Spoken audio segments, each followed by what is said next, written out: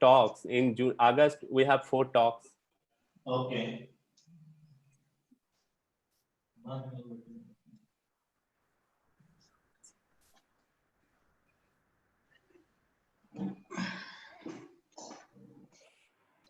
So how did you pick me up? I followed a lot of scientists, sir. I followed you, and I heard about you from the Bharadwaj, sir. I think yesterday you have published a combined paper. Is it you? Because your name is the same in Paul's. I think No. Okay. Because it is IIHR. Yes, understand. But name is quite same. I have also searched about you when I was in Bangalore. Okay, where were you? Being a plant virologist. I was in this ITPL. My husband was working there. He is also a scientist. He was working in Institute of Bioinformatics in ITPL, Whitefield. Yeah, IB. What is it? I got CSIR RA, but I got married and I shifted to another place in Bangalore. So I got it in Delhi. So I wanted to shift my RA at that time. So I was searching, but then somehow things were not in place, and then we moved to Sydney. So that moment didn't came for me to transfer my fellowship.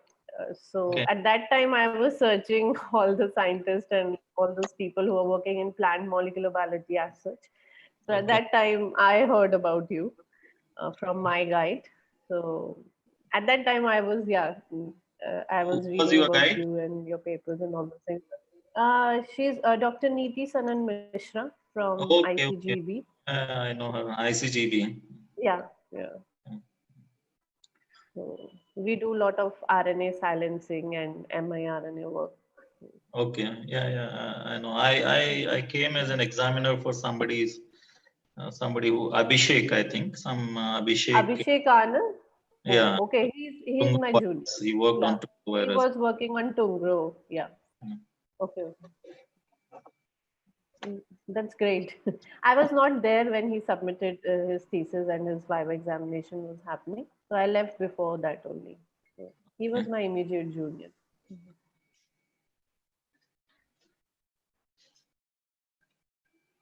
Dr. Majumdar, you are based in which? I'm a plant biotechnologist. I'm working on genetically modified plants. My supervisor is Swapun Kumar Datta. I think you know Swapun Kumar. Yeah, DDG. Yes. And now I'm also the RA of Swapun Kumar Datta. Okay. So I'm working in Calcutta University. Okay, now he in has Calcutta University. Yes, okay. he got the DBT one awardee, like got the fellowship from the DBT. Okay. So now he is in Calcutta University. Okay. Yeah, I'm having just tea. If you no problem. And sir, bring some water also. Our session is I know it's pretty long. Yes. You don't know. I don't know from what all different areas, industry people and diverse. It may be difficult to convince everybody. So sometimes if it gets more and more molecular, then the field oriented people may not be able to digest it. So it's okay, sir, because it's very person to person. It's not a big deal. Sir, so we go for your talk first, then we go for the question answer round. There is a box that is Q&A box. Is the just bottom of that bar in Zoom. That is Q&A. I think it's Q&A. There will be the question for you. You can choose 4 to 5 questions randomly from your end. We are not going to ask their question particularly from that box. You can choose because it saves our time and the motion of your talk. And then we go for a short interview. It is a like motivational speak. Yeah, you younger. said me. Yeah. Yes, sir. I don't know. I have some serious advices to the current generation of scholars. Okay. They may not really appreciate, but I want to. No problem. The truth is truth, sir. Okay. So Neha, you have the introduction for sir. So I just start the talk because we have the participants near about 490 in Zoom and 120 like in YouTube. So they are all waiting. So, okay.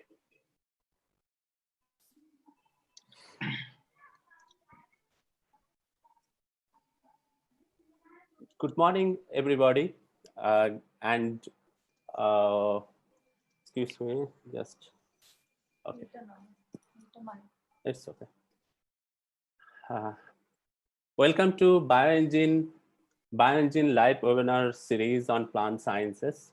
Today we have the Dr. Patil sir, Dr. Patil sir, and Neha will going to introduce him. Shoma will do the interview for today's webinar, and I want to request Neha to go and to go forward to introduce our speaker. Thank you, Shiva. Welcome all for today's webinar organized by Bioingene. Bioingene is a non-profit organization created to promote plant research worldwide. The webinar series was designed to build a platform where plant science research to the world. Future scientists can gain perspective and inspiration by listening to the plant researchers talk about their scientific accomplishments and their thoughts on the future of plant science. We are grateful that many renowned scientists have accepted our invitation to share their research insights with us. We are also thankful to the audience for their interest in Bioingene webinars. We have received a huge response, almost 3,000 registration for today's webinar. You can attend the webinar through Zoom webinars and live on our YouTube channel. Video recordings of today's event will be available on our YouTube channel. It requests to all the viewers to please hold all questions for the question and answer round at the end. You can type in your questions in the comment box, which will be opened right after the presentation. The certificate cum feedback link and password will be provided after the presentation. The topic for today's webinar is Plant Viral Diseases, its Economic Implications and Their Management by Dr. Basavaprabhu L. Patil, who is a Senior Scientist at ICAR-IIHR, Bangalore, India. Dr. B.L. Patil did BSc and MSc in Agriculture from followed by PhD from Department of Molecular Biology, University of Delhi, South Campus. PhD, he worked in an European-funded program on geminiviruses in collaboration with Center, Norwich, UK. Part of his PhD research work was carried out in University of Stuttgart, Germany, for which he received the prestigious DAAD scholarship. He did his postdoctoral research in Donald Danforth Plant Science Center, USA, and contributed for the characterization of cassava viruses from Africa and development of virus-resistant transgenic cassava, which had successful field trials in East Africa. Briefly, he returned to India to join as Scientist D in the DBT Institute, Nabi, located in Mohali. However, to continue his research career in plant virology, he moved to University of Basel, Switzerland, to work on the characterization of cassava viruses from India in an Indo-Swiss program. In 2012, he joined ICAR NRCPB, New Delhi, as a senior scientist. He was the first molecular virologist to join NRCPB, and he initiated research on pigeon pea sterility mosaic MRA virus and emerging MRA virus. He also received funding from ICAR NPTC and DBT BIPP for transgenic control of papaya and cotton viruses. He has published extensively in reputed journals and has several book chapters to his credit and also edited few books. He has received several fellowships and grants during his research career and was honored with IVS Fellow Award by the Indian Virological Society in 2014 in recognition for his contribution in the area of plant virology. During 2016-17, he received scholarship from European Union funded Erasmus Mundus program to carry short-term research in a European university under the BRAVE project. He has been nominated by CSIR as an external expert to assess the scientist. In July 2018, he relocated to Indian Institute of Horticultural Research, and he continues to work on molecular plant pathology with multiple projects funded by DBT, DBT-BCIL, and ICAR-Amass. I now request Dr. Patil to start his talk and share his screen.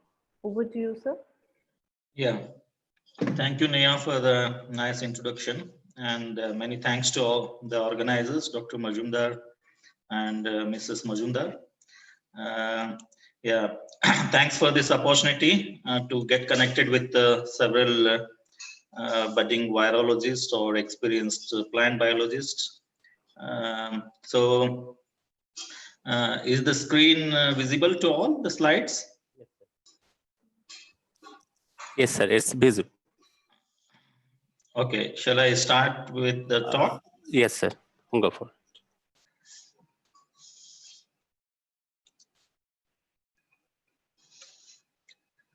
Okay. See, basically, I'm a molecular biologist, but since my PhD days, I have been working on plant viruses.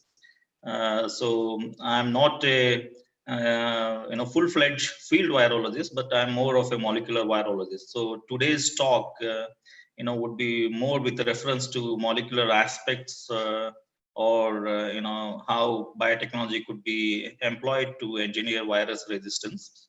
But for the benefit of majority of the audience, I'm sure there are people from diverse fields, from industries, academics, students, and maybe from other areas of agricultural aspects. So in brief, I'll highlight what are the different plant viruses, what is the extent of damage they have been causing. People have gained a lot of curiosity of late because of this coronavirus pandemic. Otherwise, people never cared for virus. This particular pandemic has even villagers, illiterate people, they know what virus is and how it is transmitted now, and what is vaccine and how it can be controlled. So I'm sure the same holds good for plant viruses, because all the viruses, they have similar features, several common features, except for some differences which make them distinguish them to infect either the plants or the animals or the human beings. So yeah, I don't know, slide is not moving. Slide, I see a problem in slide transition.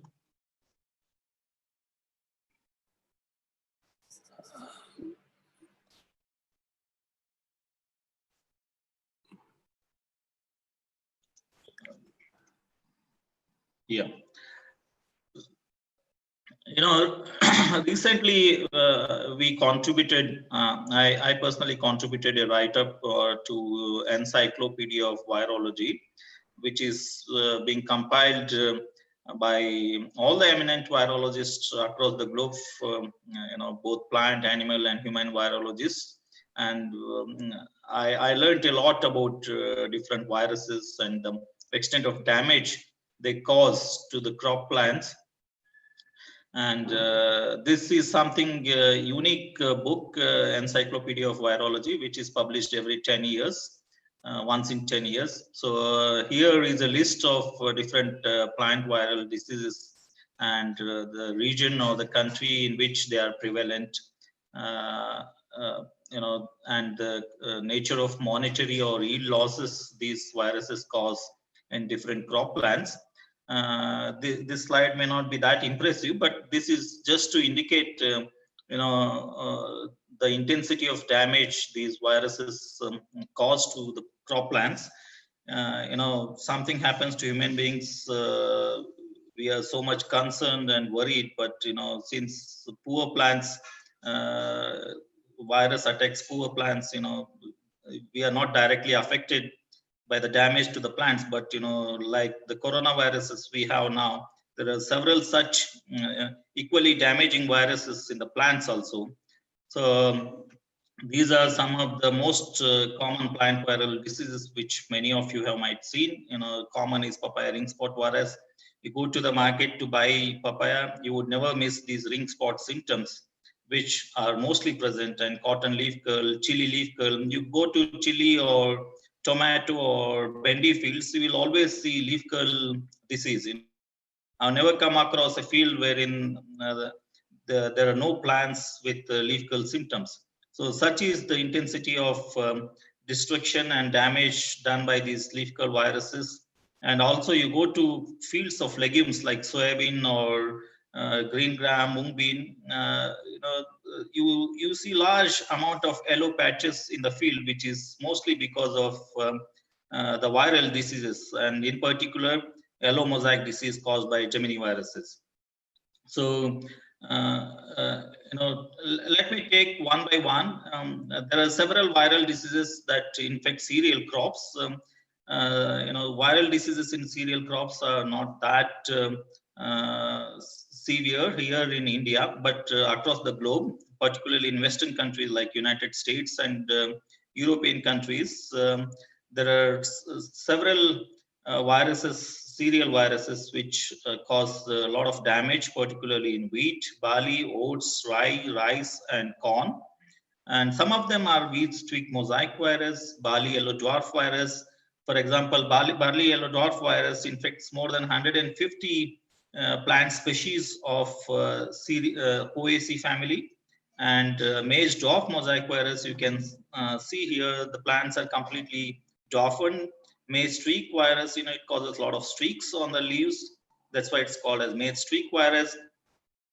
Rice tungro virus, about 2 decades back, a decade or 2 decades back, this came up as a severe form of disease in some pockets of the country like Punjab and West Bengal and Tamil Nadu.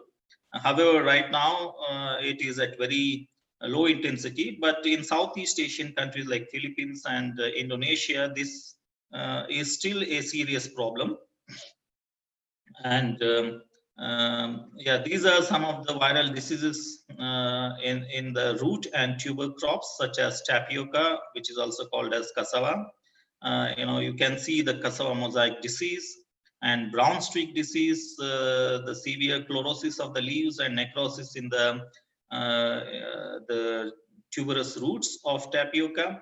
And even potato, there are more than 37 viruses which infect potato, and the most predominant are potato virus Y, potato leaf roll virus, potato virus S, PVX, PVM, and potato mop top virus. There is one viroid which causes serious damage in potato, and potato virus Y, for example, which is transmitted by aphids, involves at least 40 different species of aphids, which transmits this virus in non-persistent manner. And sweet potato is also infected by several viruses, and the most common one is sweet potato viral disease, which is prevalent in African countries. And this disease is caused by 2 different viruses, co-infection of 2 different viruses and their synergistic interaction. And let's come to vegetable crops. And the most important vegetable crop is tomato, which is grown across 4.8 million hectares, resulting in a production of 182 million tons of tomato across the globe, which accounts for $40 billion value as per the 2017 estimates. So this is nearly, tomato contributes for 70% of income share among all the vegetable crops. And there are at least 136 different viruses that infect tomato. And this is tomato is a vegetable crop which has a maximum number of viruses infecting it. And Some of the other crops which are infected by viruses are pepper, which is infected by 49 and 46 different viruses. They infect melon, Cucumis mellow, 53 infect lettuce, and 54 infect potato, 44 infect brinjal or eggplant, and it's only cucumber which has more viruses infecting than tomato, that's 153, which is slightly more than 136 viruses infecting tomato. And this is dynamic. The number of viruses may increase or change depending on the mutations and recombinations and host pathogen and environment interactions and vector interaction. So it's a dynamic process. So you can see some of the pictures of viruses infecting vegetables. What you see here is tomato yellow leaf curl virus infecting tomato. A lot of mosaics here and venal chlorosis. And another severe disease which infects tomato is tomato spotted wilt virus. This may not be, similar symptoms are caused in India, but the virus is considered to be groundnut bud necrosis virus, but in the Western world, these symptoms are caused by tomato spotted wilt virus, and these are the foliar symptoms. And here you can see intervenal chlorosis in the case of bendi or Okhra because of Okhra yellow mosaic virus, yellow vein mosaic virus, geminivirus, chili leaf curl virus. You can see, Zucchin yellow mosaic virus is also an important viral disease, not only infect zucchini but also several other cucurbits. And you can see some of the pictures of viral diseases in vegetable crops, particularly in India. This is chili venal mottle virus, viral disease in cowpea by bean common mosaic virus. This is zucchini yellow mosaic virus in squash, and bean yellow mosaic virus, pumpkin, which is infected by zucchini yellow mosaic virus, bendi infected by yellow mosaic caused by geminivirus, and beans, adlong beans, infected by several different viruses. So these are the predominant viral diseases in India in particular. And here you see a field. This is the tomato field is severely devastated by infection of peanut bud necrosis virus, which is abbreviated as PBNV. And you can see the entire field does not have, has very little green foliage, and it's mostly dry, brownish in color. That's all because of the dead tissue, which is an after effect of peanut bud necrosis virus infection, which is also a tospo virus. Tospo viruses, they cause severe damage in tomato crop. And these are the symptoms you see on the tomato fruits. And when you go to vegetable shop or vegetable stores to buy tomatoes, I'm sure you'll come across such kind of symptoms. You will have a hard time in picking up good tomatoes because these symptomatic tomatoes occur quite oftenly. And you may have recently come across this news item wherein there were rumors that coronavirus is infecting tomato crops, which was not real.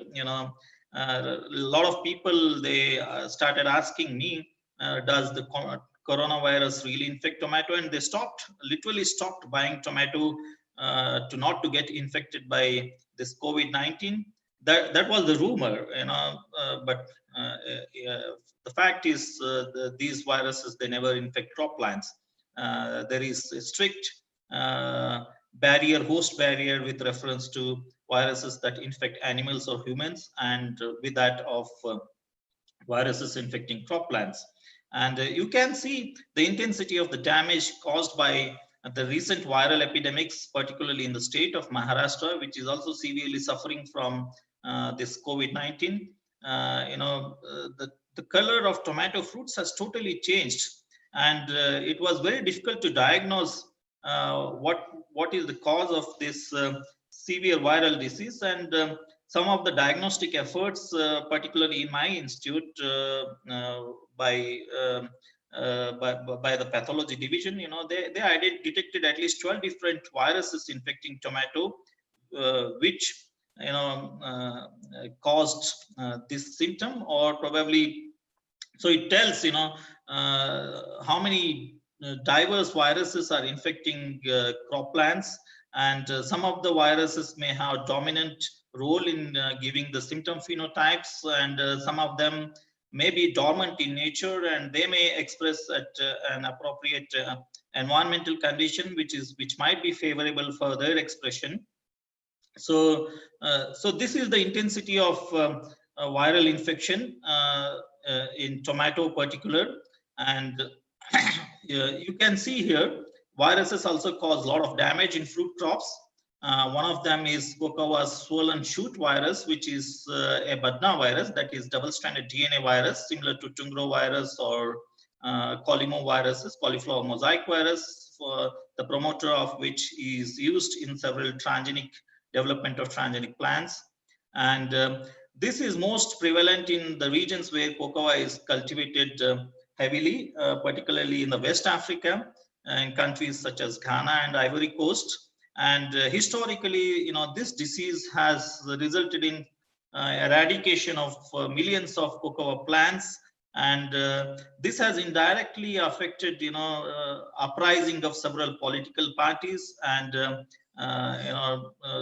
even some of the the Ghanaian country's president had to resign, and there were severe uprisings in the country. So you can understand the amount of damage these viral diseases cause. You have heard of Bengal famine and Irish famine, which is because of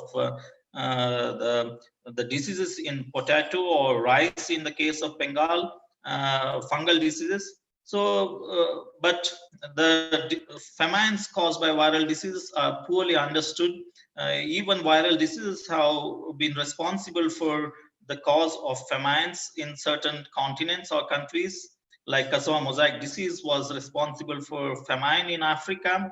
So plant viruses do have significant economic impact across the globe when they occur at a huge epidemic scale.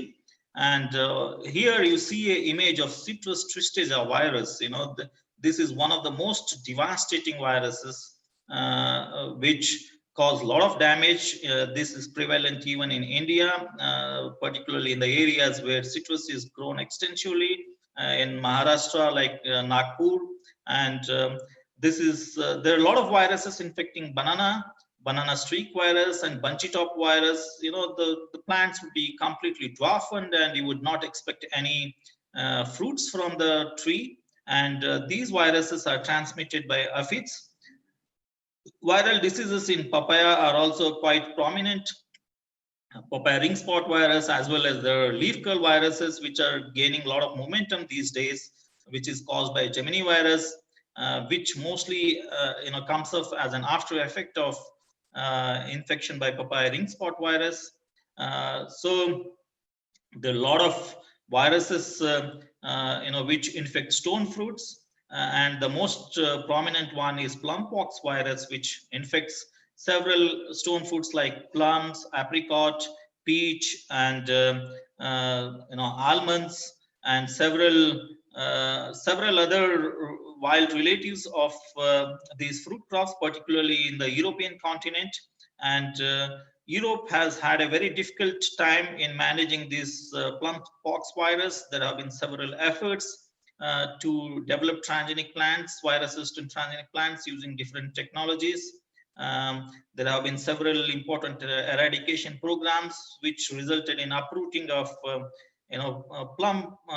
these stone fruits. Millions of stone fruit plants were uprooted, causing in heavy yield and economic loss. So there are also viral diseases which cause severe losses in legumes. And what you see here is groundnut rosette virus disease. You can see on the left and right are the healthy plant rows, and in the center what you see is the row with severely infected by groundnut rosette disease.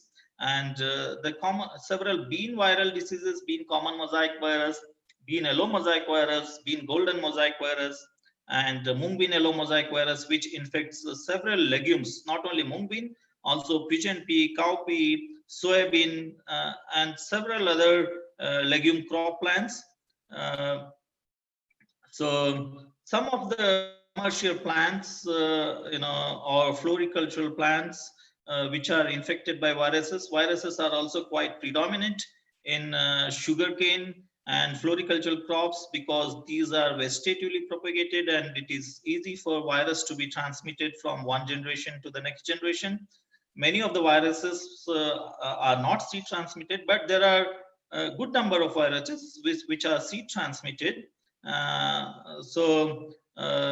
Particularly in vegetatively propagated crops, viral diseases are of major concern, particularly in floricultural crops, which are propagated by tubers and by other vegetative methods, suffer from severe viral diseases like Cymbidium mosaic virus, Dendrobium mosaic virus, Odontoglossum ring spot virus, and what you see here is the most classical virus, tobacco mosaic virus, the first one to be discovered historically. It's not that tobacco mosaic virus infects tobacco alone. Tobacco mosaic virus infections are seen in several vegetable crops also. And sugarcane also suffers from several virus infections, and sugarcane mosaic virus is the most predominant one.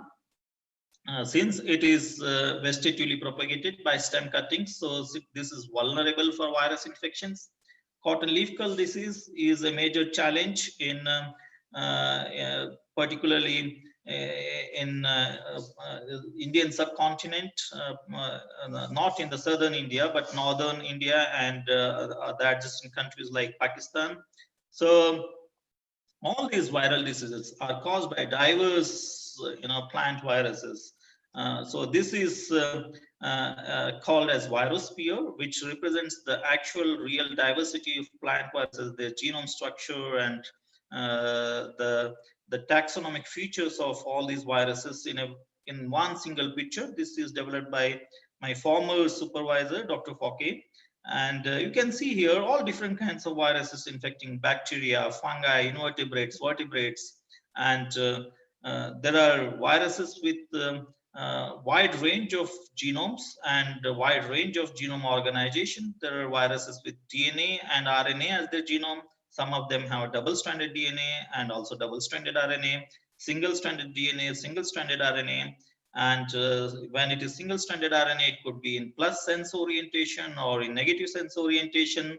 So there is vast amount of diversity in the genome organization of the viruses infecting living beings and plants in particular. In plants also you find viruses of all different genome organizations infecting them.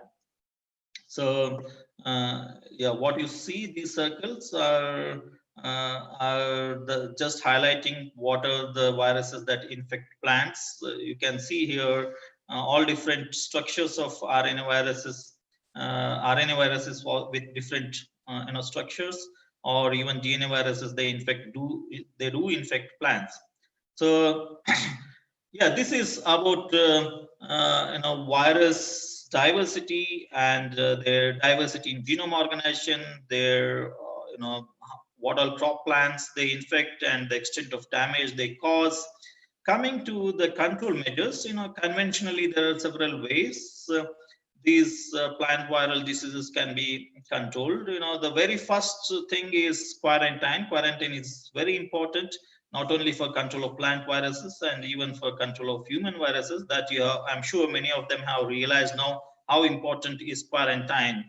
Even villagers know what quarantine is now. So other important programs to be employed for control of viral disease is strong seed certification programs or eradication programs for the removal of infected plants, removal of alternate hosts such as weeds, and good phytosanitation programs. These are all some of the very important things which need to be employed for management of plant viral diseases, and also changing cropping patterns. you go for alternate crop rotations, so that viruses that would infect legumes would not reappear next season when you take up a different crop. And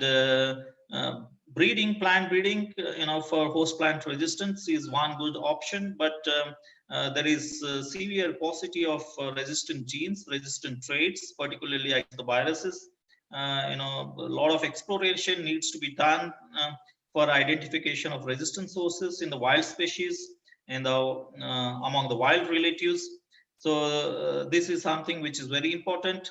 And other indirect way of controlling plant viruses is to control their insect vectors, which transmit these viruses through chemical control, or maybe any other recipe which may repel the insects.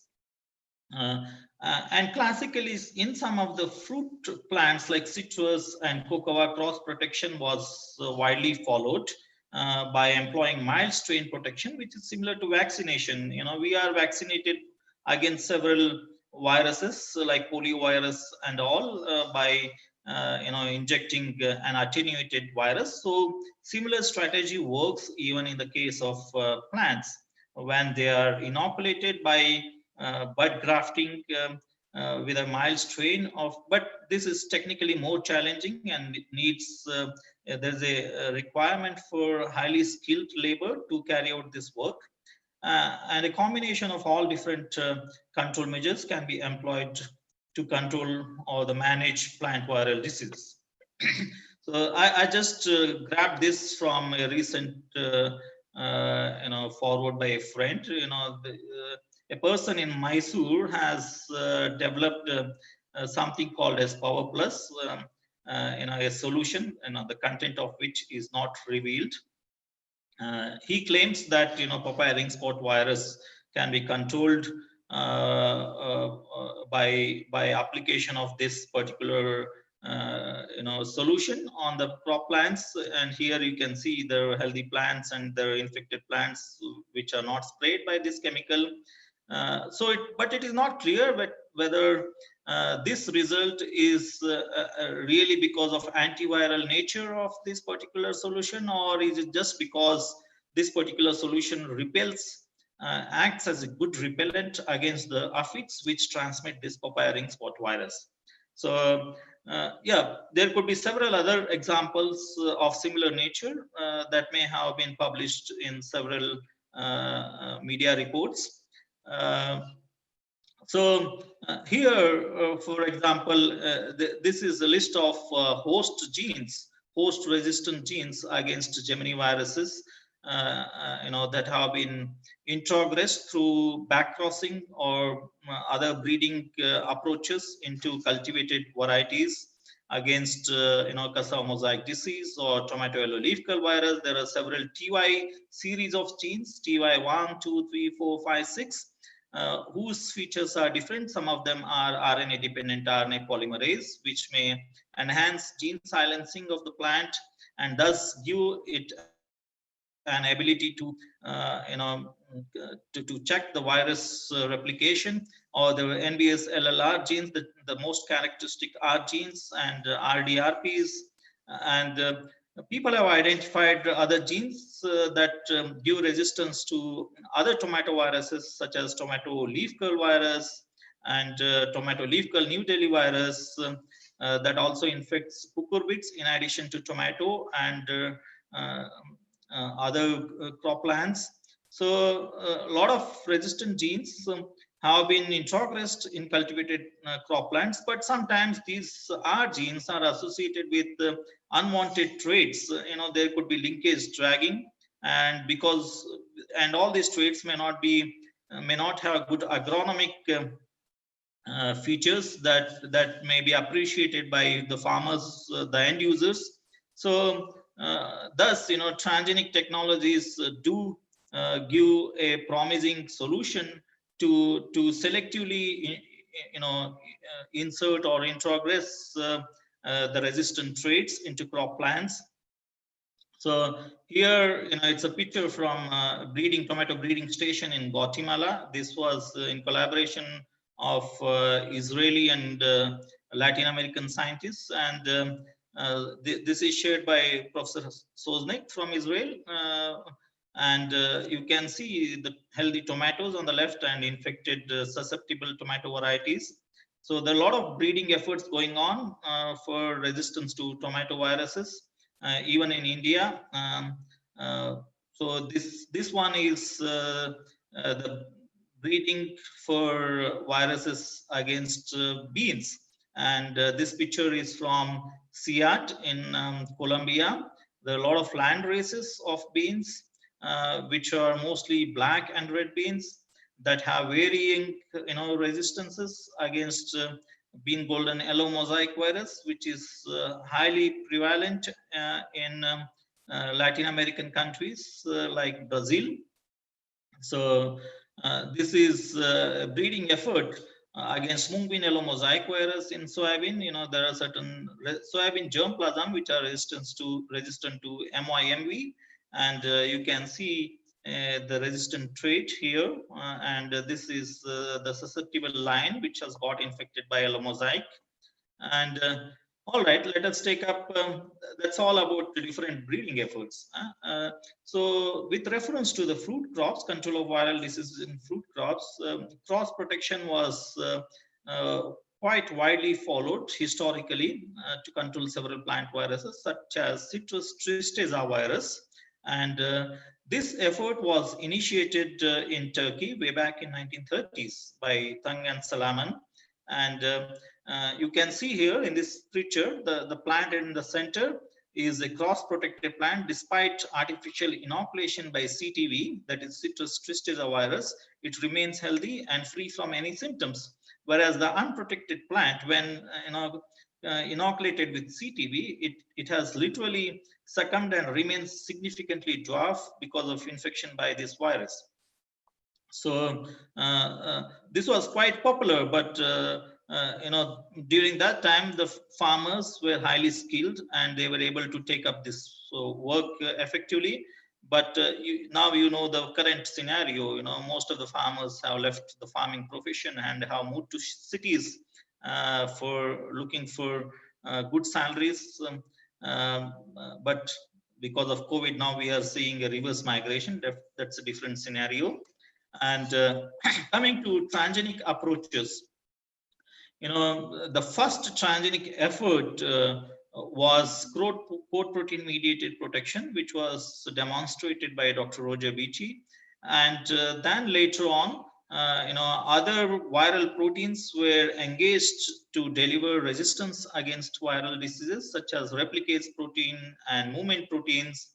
And gene silencing came up as a big boom for control of several plant viruses, not only plant viruses, but several plant improvement programs for control of several plant pathogens.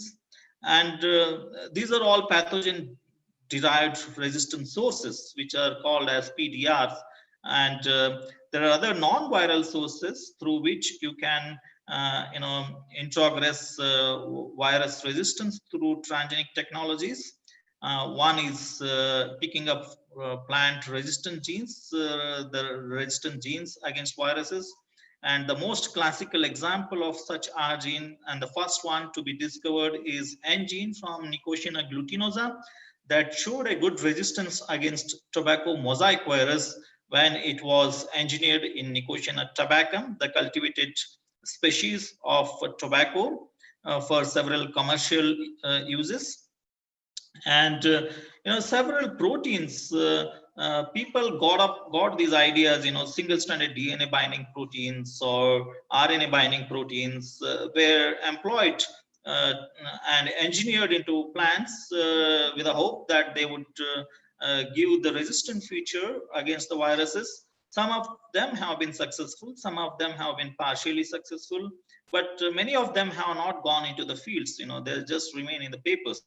And genome editing technologies of late has come up with a big boom.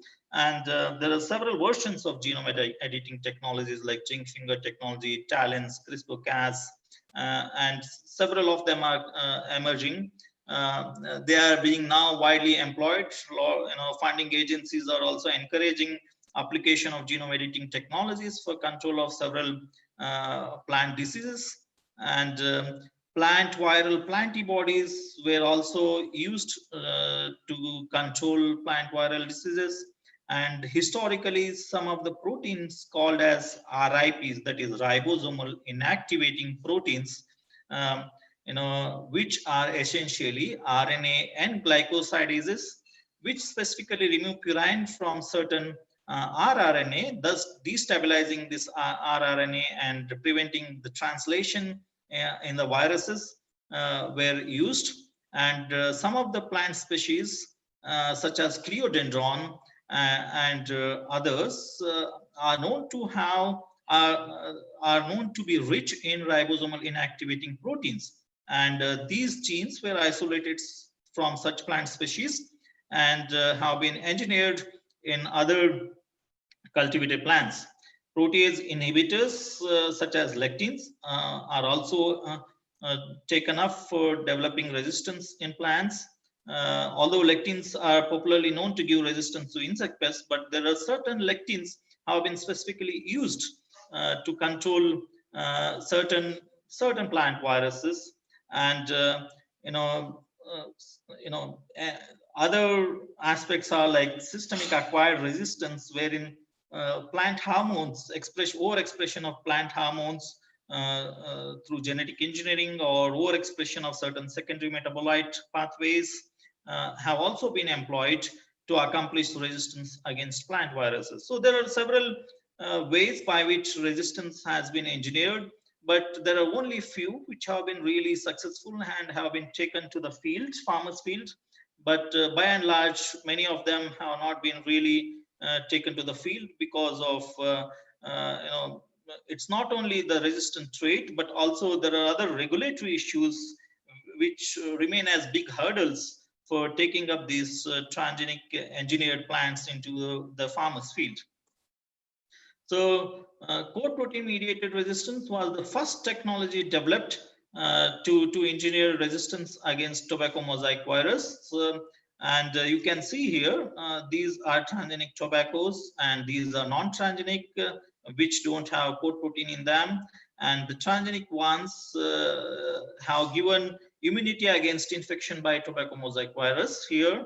And so the ultimate mechanism which gives this resistance was poorly understood, but there were several hypotheses which say that it is when there is overexpression of core protein of a specific virus in the plant cell, the virus after entering into the plants, it fails to unencapsulate, it doesn't break up to release its nucleic acid, which is really important, the first step for proliferation of the virus or replication of the viral genome. So this was one of the hypotheses, but there were really no solid evidences proving that this really works in the plant. But people also hypothesized that it could be because of an indirect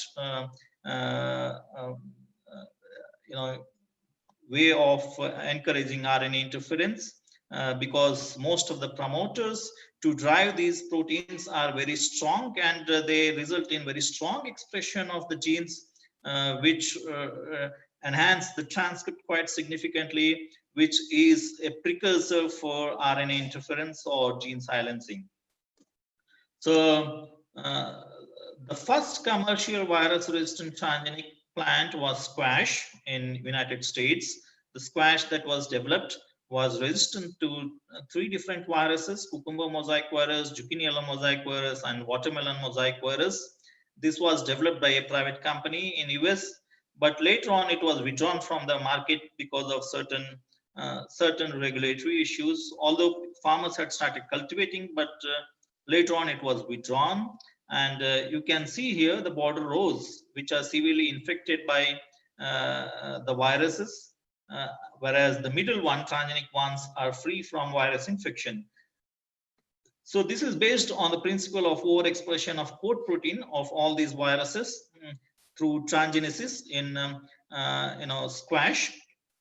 So all right, the most classical example is virus resistant, transgenic virus resistance in papaya. This is not only a standing example for virus resistance, but this is also a great example for success of any transgenic plant across the globe. And here, what you see is the transgenic papaya, which was named as Rainbow. And these fields are from Hawaii Islands in United States, and also in Jamaica and Venezuela in South America.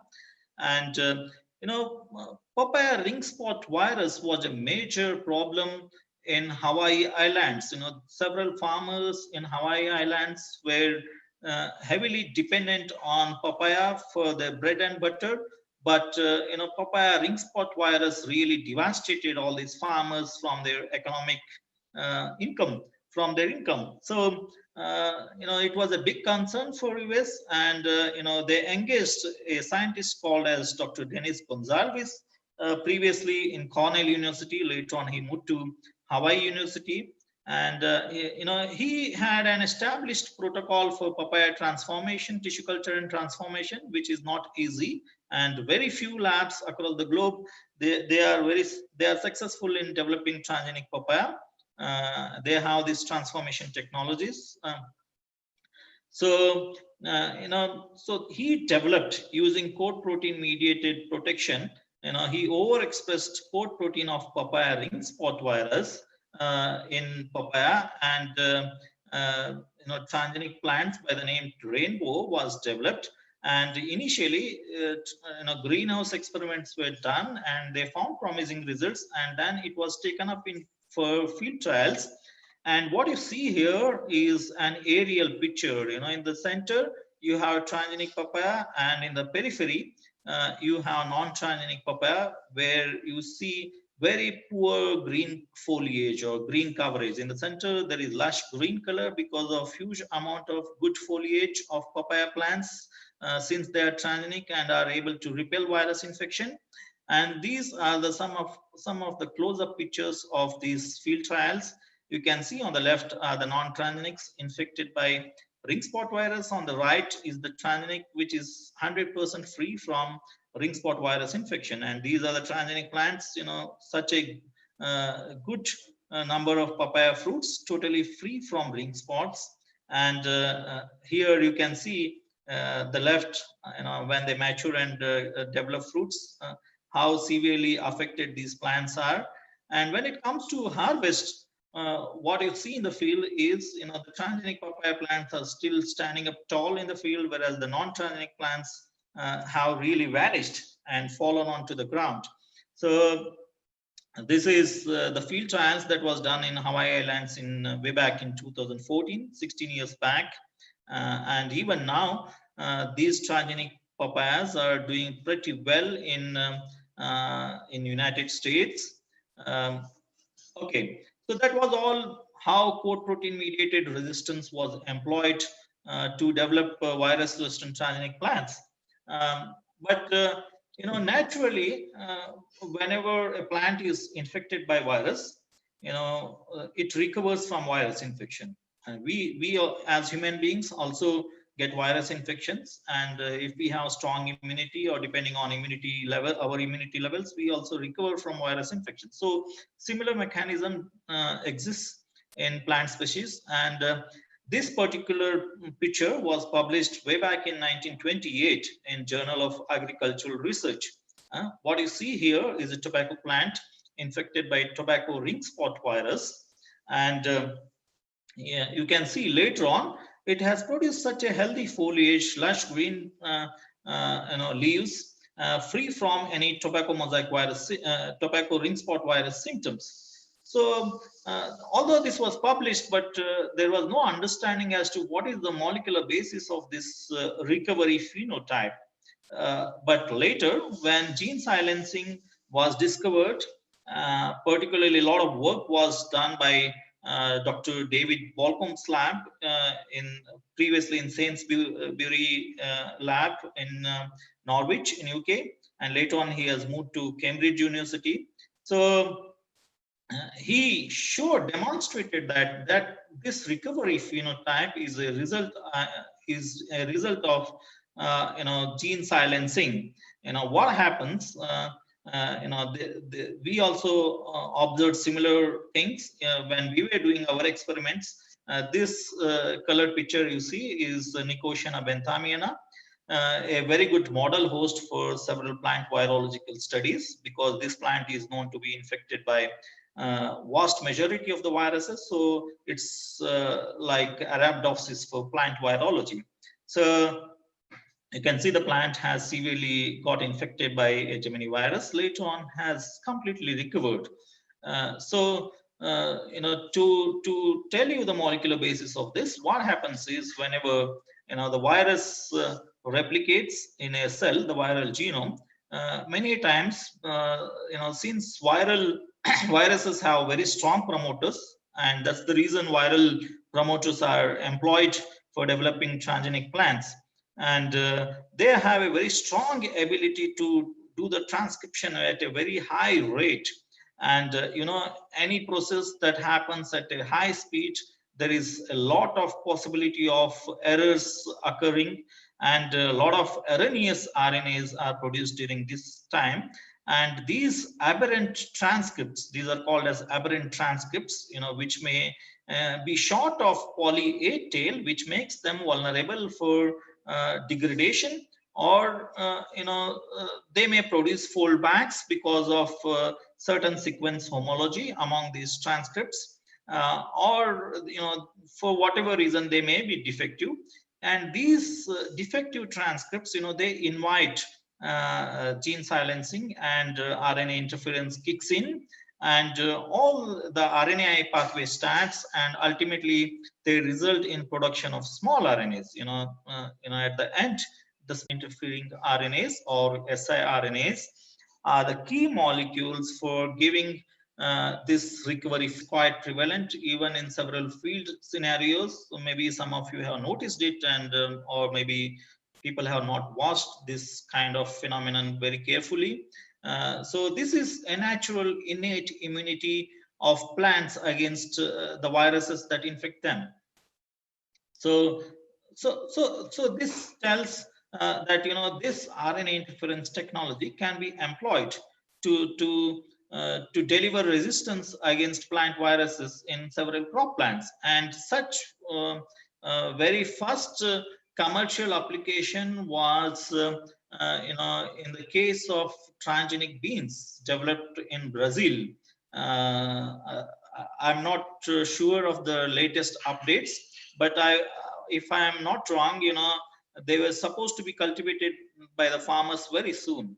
And here what they have done is they have employed RNA interference technology, and they have taken the sequences of the replicase gene or replicase associated protein gene sequence and developed an RNAi construct against the bean golden mosaic virus, which is very severe in Brazil.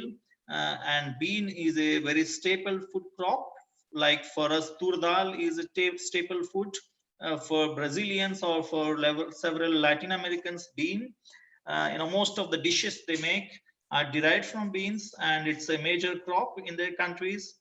However, this crop is severely affected by bean golden mosaic virus because of the golden mosaic color it gives. It's called as bean golden mosaic virus. So, a Brazilian institute called as Embrapa has successfully developed transgenic plants, and they have field trials have shown promising results, and they have done all the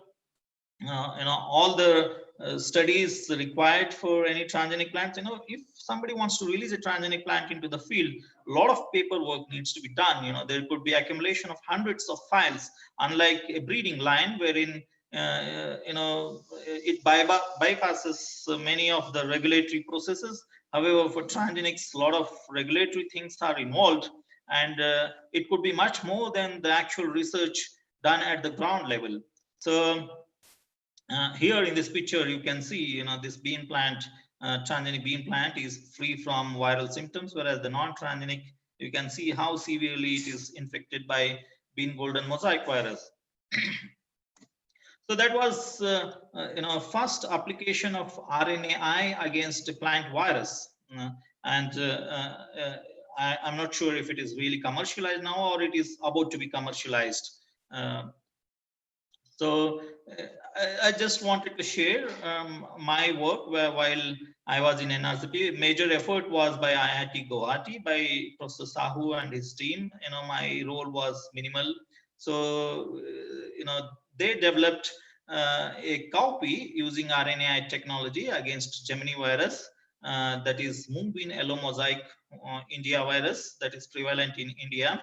You can see the yellow mosaic in the Mungbean, and the transgenic Mungbean is free from any yellow mosaic symptom. So this is one success story here, where RNAi has been successfully employed against a legume virus in India. All right, there are several R genes. We have just, some time back we learned about how R genes can be employed to introgress them into the cultivated varieties through breeding efforts, mainly breeding efforts such as backcrossing.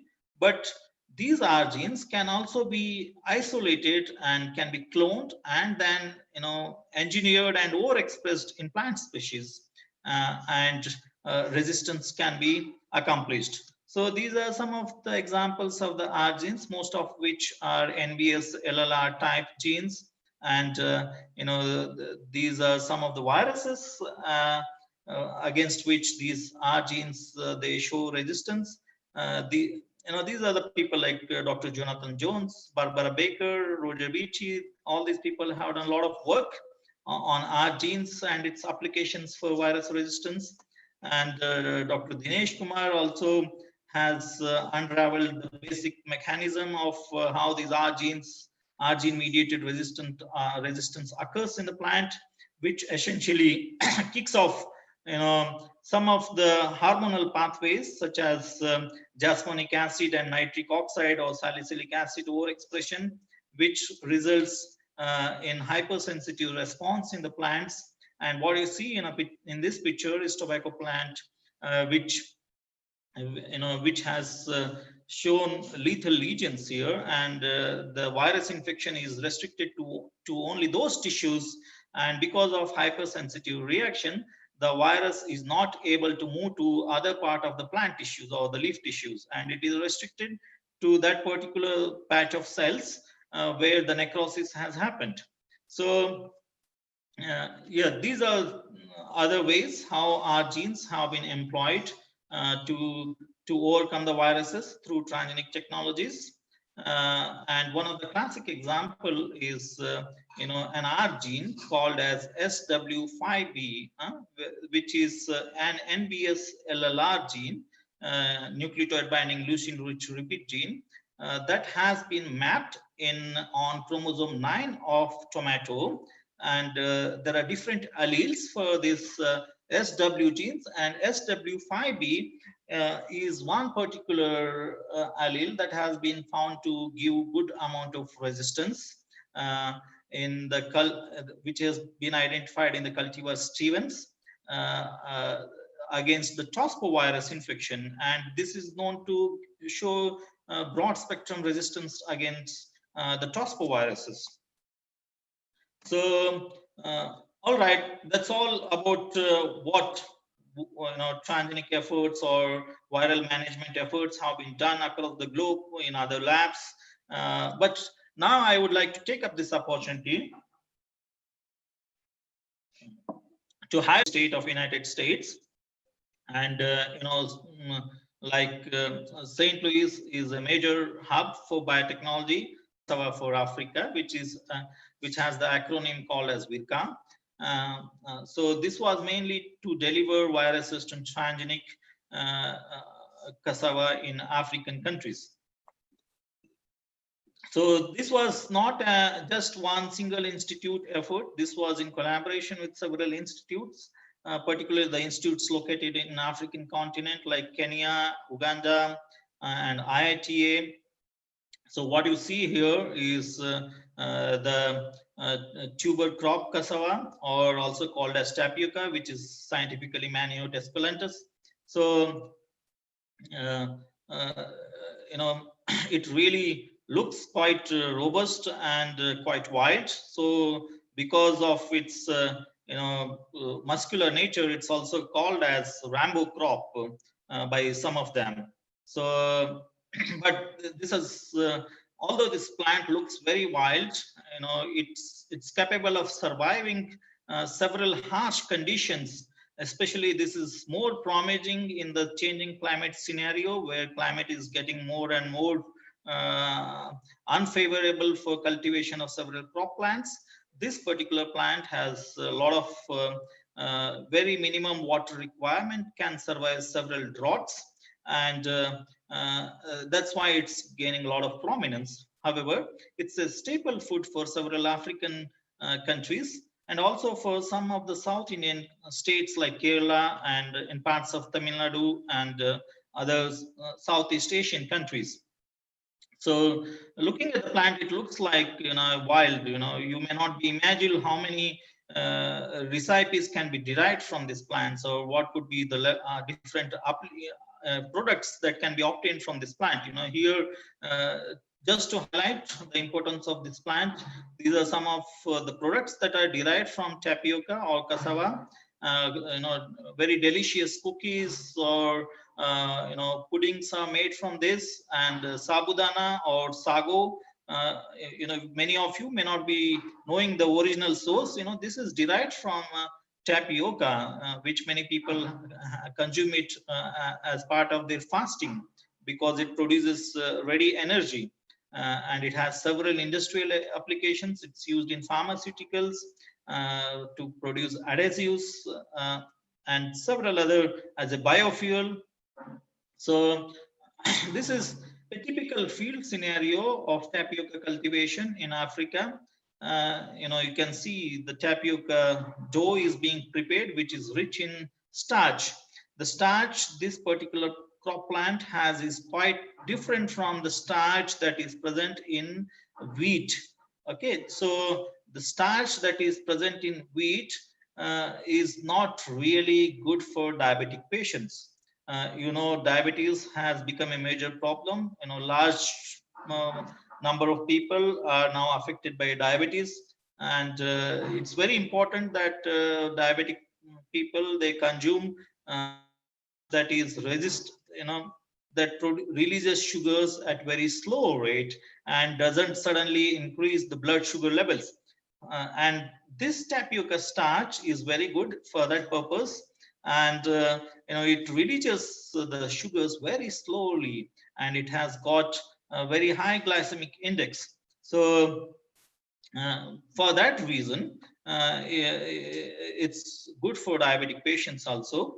All right. How the tapioca cultivation took up across the globe is, the European sailors, the history, how they have introduced several plant species in different countries across the globe. They picked up this tapioca, which is native to South America, maybe Brazil, and they introduced it in Africa, and later on they introduced it in India and several Southeast Asian countries and other Asian countries. However, when they introduced this plant, they did not introduce the virus. It is the local viruses that were already present in infecting other crop plants, such as vegetable crop plants, evolved, mutated to infect this particular plant. And in Africa, the native viruses, native geminiviruses, they evolved to infect this plant. And in India, the native cassava mosaic, the native viruses, they evolved to become cassava mosaic virus, and they infected this plant. So the viruses that infect this tapioca are quite diverse because of their distinct origin of countries. So you can see in some of the countries, cassava is quite healthy, whereas in Africa, it is severely affected by this viral disease. You can see how bad this crop is in Africa. And this is a close-up of the mosaic disease, which is because of geminiviruses infection. And this is a microscopic view of geminate particles. Because of their twinned particle nature, they are called as geminiviruses, and this is a close-up of that. And these geminiviruses are, majority of them are transmitted by whitefly vectors. And so because of that, of late whitefly population is also increasing, and new strains, new isolates of whiteflies have evolved, particularly the B biotype, which are more capable of infecting diverse plant species and spreading geminivirus infections to broader host plants. So, you see a lot of diversity of these geminiviruses that infect tapioca, and you can imagine, what could be, how difficult it could be to control these different plant, different species. So, you have heard of now coronavirus. There are at least 8 different strains that are identified across the globe to be involved in this COVID-19. So that's why, developing a vaccine which could give immunity against all different strains is a challenge. So similar is the situation here. There are several different geminiviruses with a lot of diverse sequence dissimilarity that infect this plant, and a lot of recombinations among these viruses that have resulted in severe epidemics of mosaic disease in tapioca, which resulted in famine in 1990s in Africa. And you can see here, this is not pieces of the rope here. These are the tubers that were harvested because of this viral disease. Such was the impact of this virus in reducing the yield of this particular plant. You have seen, this particular plant is called as Rambo crop because of the huge size. For example, if I have to take back to you to the original picture, you can see how big are these tuberous roots. But after this severe epidemic because of a recombinant strain of this, this Cassava mosaic disease, this is what the farmers harvested in Africa, at the end of. So this resulted in famine in Uganda, particular, and so what we did was, we made RNAi constructs. We were really cautious because people generally make RNA construct just targeting one particular gene, but we really wanted to do an exhaustive screening to target different genes of this virus and see what would be the best target to get high level of resistance. So for that matter, developing transgenic tapioca is not an easy job. Tapioca is a recalcitrant crop, like several legume crops, which are difficult to be transformed because of high level of phenolics they have. So similar is the case with tapioca. So, we did not want to end up with an unsuccessful attempt after just taking up one RNA construct targeting one particular gene, but we developed a transient technology where we made several constructs targeting several different genes and its parts and screened them by a transient agro-infiltration assay in tobacco, Nicotiana benthamina plant. And here you can see, later on challenge with the virus, and depending on the type of the constructs, we got different levels of resistance. And this is the overall picture. You can see, these are the different number of constructs targeting. This is a linear map of this mosaic virus, Cassava mosaic virus. There are 2 components. One is called as A. These are circular single-stranded DNA viruses, but when they replicate in the plant cells, they become double-stranded because of replication. One component is called as A, and the other one is called as B. A component codes for core protein and other replication-related proteins, whereas the B segment encodes for movement proteins. So we developed RNA construct to target each of these genes. You can see here the linear map, and then we screen them transiently, and our results reveal that there are different levels of resistance given by each of these constructs. And the best resistance was obtained when we targeted the replicase gene, that is AC1, and some of the silencing suppressor like AC4 and AC2. So only those genes, and you can see here, there is good amount of experimental proof. The levels of RNA interference was quite high for these constructs, and these are all the northern blots to show up the accumulation of the small interfering RNAs, which are the key molecules or the final products of gene silencing that are critical for resistance against viruses. Some of the constructs, the level of these small RNAs is very low, whereas in these constructs, it's quite high. So we took up these constructs for transformation and generation of transgenic cassava, and through routine tissue culture and transformation technologies, we had a very good tissue culture expert, Dr. Taylor, there in the Danforth Center, and he was very efficient in developing large number of transgenic lines. And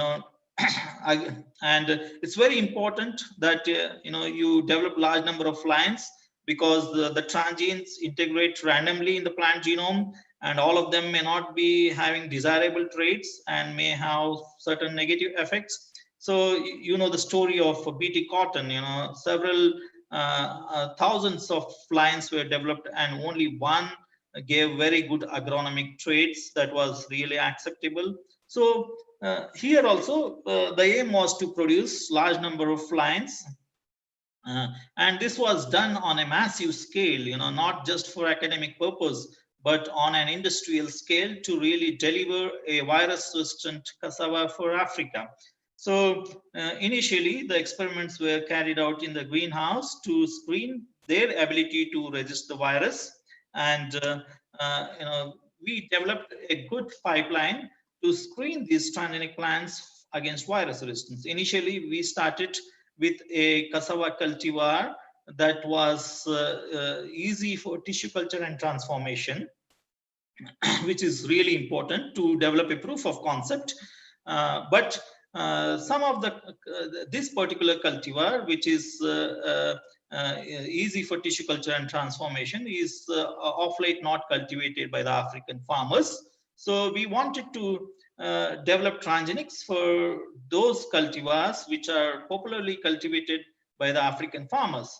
But in the phase 1, we showed that RNAi can be employed against this geminivirus in cassava, and during this pipeline we selected only those transgenic plant lines that had 1 or 2 copy numbers.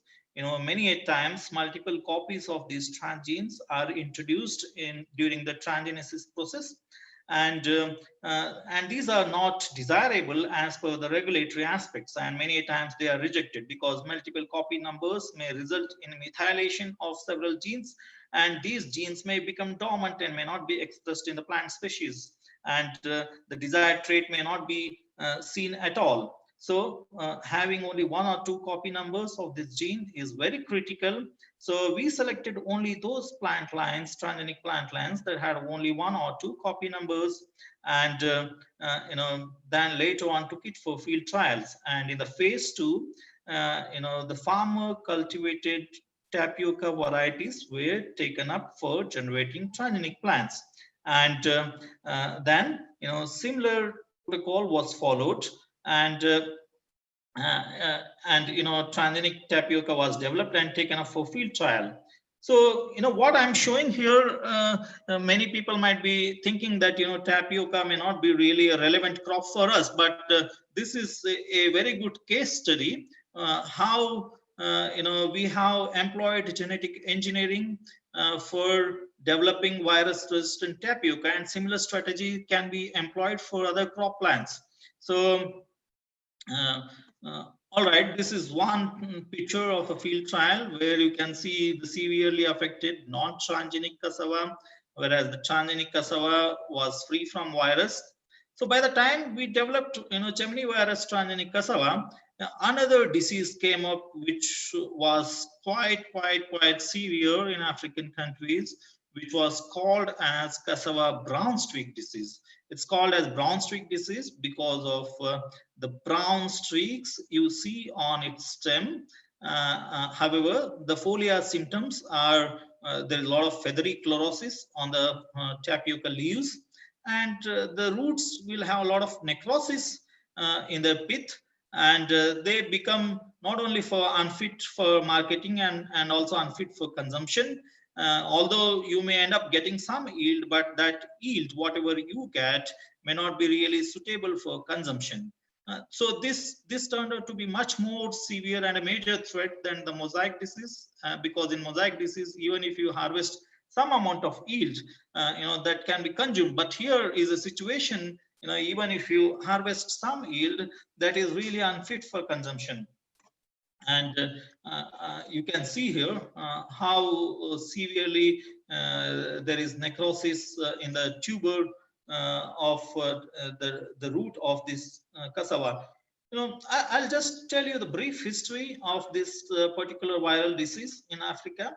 Many of the disease they start at very small scale, and they are ignored, thinking that they are not really economically important. And one fine day they gain their virulence and infect several acres of land, and they attain an epidemic scale and pandemic scale.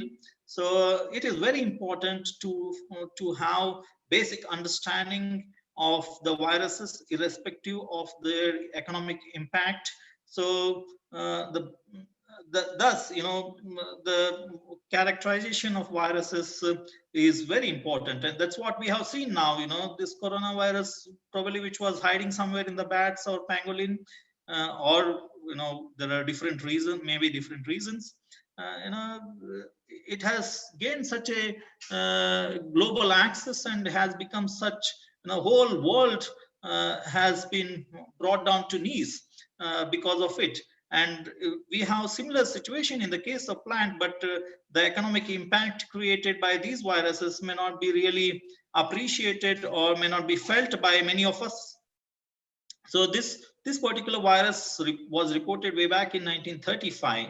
It took almost 30 years to identify that this disease is caused by a virus, and it was only diagnosed by an electron microscopic technique.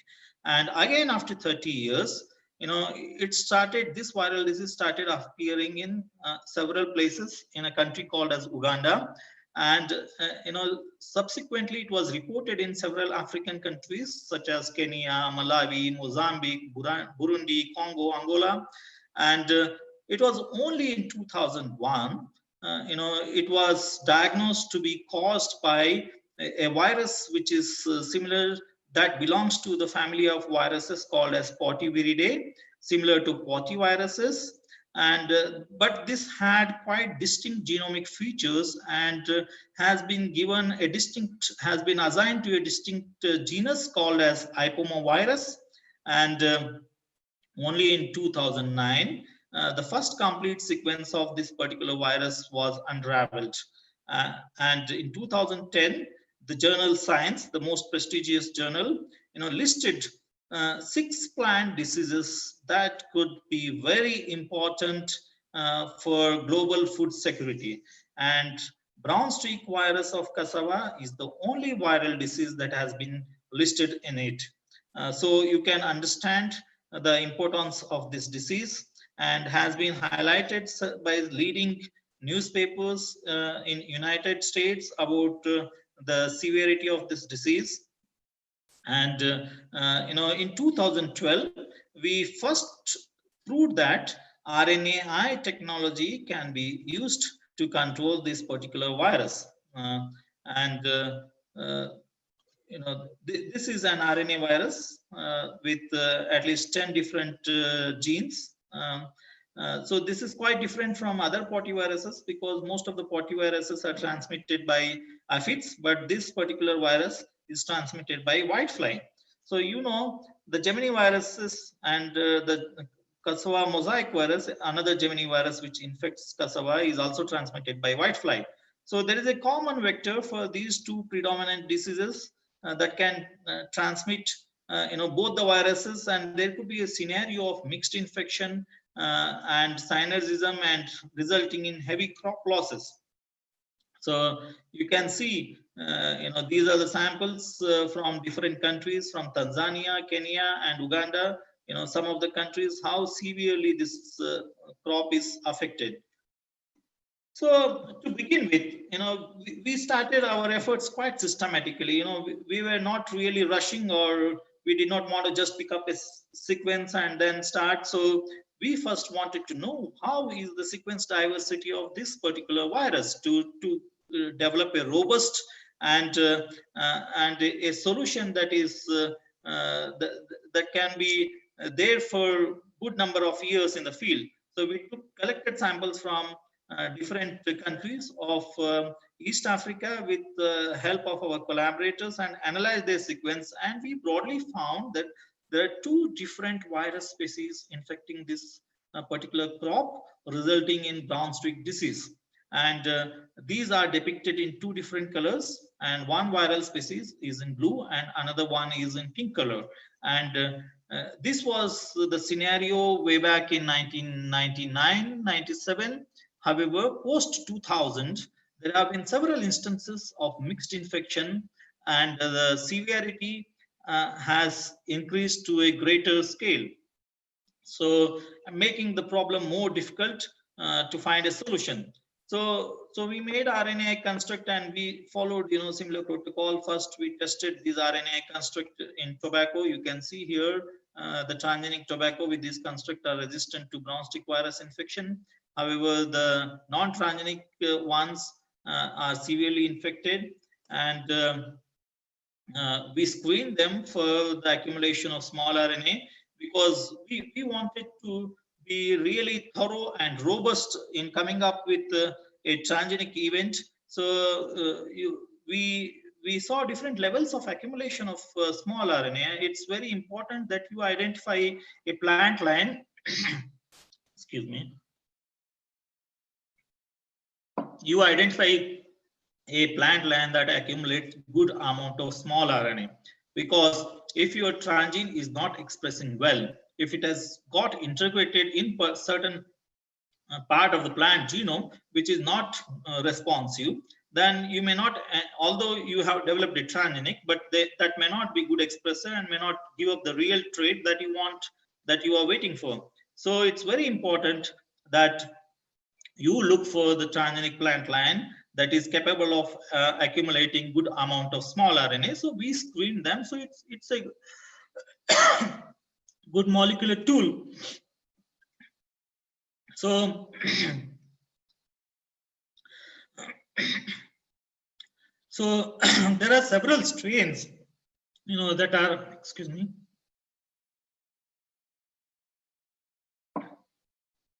There are several strains that are involved in this disease. So we wanted to screen if the transgenic developed is giving cross protection to all different strains. So we screened for that. And in particular, we found those transgenic lines that were accumulating good amount of small RNA, were giving good cross protection against different strains of this brown streak virus. However, those plant lines which accumulated average levels of small RNA or less amount of small RNA were incapable of giving cross protection. So when you develop a transgenic plant based on RNAi, it's very important that you identify those plant lines which are expressing high level of small RNA and are accumulating high levels of small RNA, so that the resistance level is quite high and it has a capability to give cross protection against those viral strains which may have minor levels of sequence variation. Because the very basic principle of RNAi is homology based gene silencing. However, that may not be really strict. If there are few mismatches in a region outside that of the seed region, which is this is a small RNA of 21 nucleotides, and it's very important to have 100% homology in this seed region, but not elsewhere in the other part of the small RNA. If there are 1 or 2 mismatches, that can be tolerated, and the trait can be obtained. So, similar way, like I explained before, transgenic cassava were developed against brown stick virus, and initial greenhouse experiments were done to check for the resistance. And then we developed facility in African countries like Uganda and Kenya, created tissue culture lab for large scale multiplication of these transgenic plants, and developed field layouts to carry out controlled field trials, and field trials were done in Africa. And here you can see this beautiful crop, which is totally free from brown stick virus infection. And here is a comparison of transgenic and the control. On the control stem, you can see a lot of brown stick that is not visible on the transgenics. And when you pull out the plant and look at the cross section of these roots, you can see transgenics are totally free from any brown necrosis. However, in the control, you see a lot of necrosis.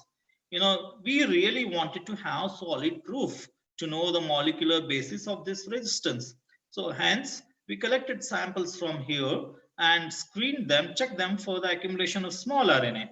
And we were happy to see good amount of small RNA being expressed in all these transgenic clients, even in the field trials. Now, many times what happens is your trait is expressed well, probably in the lab or in the greenhouse in controlled conditions, but when it is taken into the whole open field, it may fail to give that trait. So, and we wanted to see this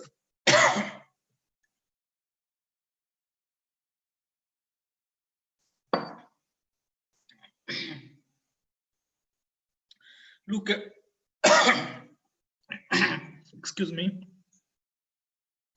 We wanted to look at the stability of this trait across different vegetative propagation cycles, and a couple of stem cutting cycles were screened for brown stick virus. And since tapioca is vegetatively propagated, and across 4 or 5 generations, we checked for the stability of the trait, and there were some lines which were really stable in giving virus resistant trait. Some of them showed milder infection, so we selected the particular lines that was really stable and gave a good amount of resistance. So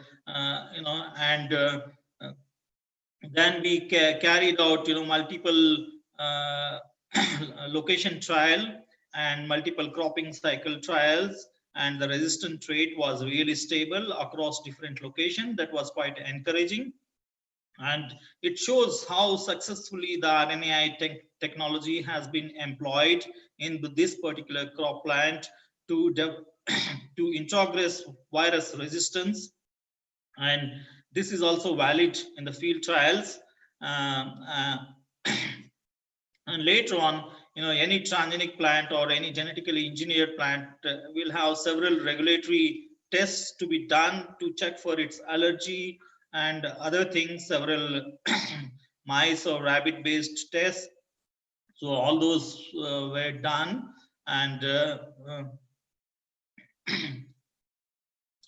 all right. So I'll recently, this is a news from published on 15th May 2020, and this says this particular organization, CalROS, it was seeking approval for disease-resistant GM cassava, and you can see how this virus-resistant tapioca, how good yield these African farmers are showing up here in the picture, and there are all the efforts made to release this for farmers' cultivation in Kenya and maybe in other African countries.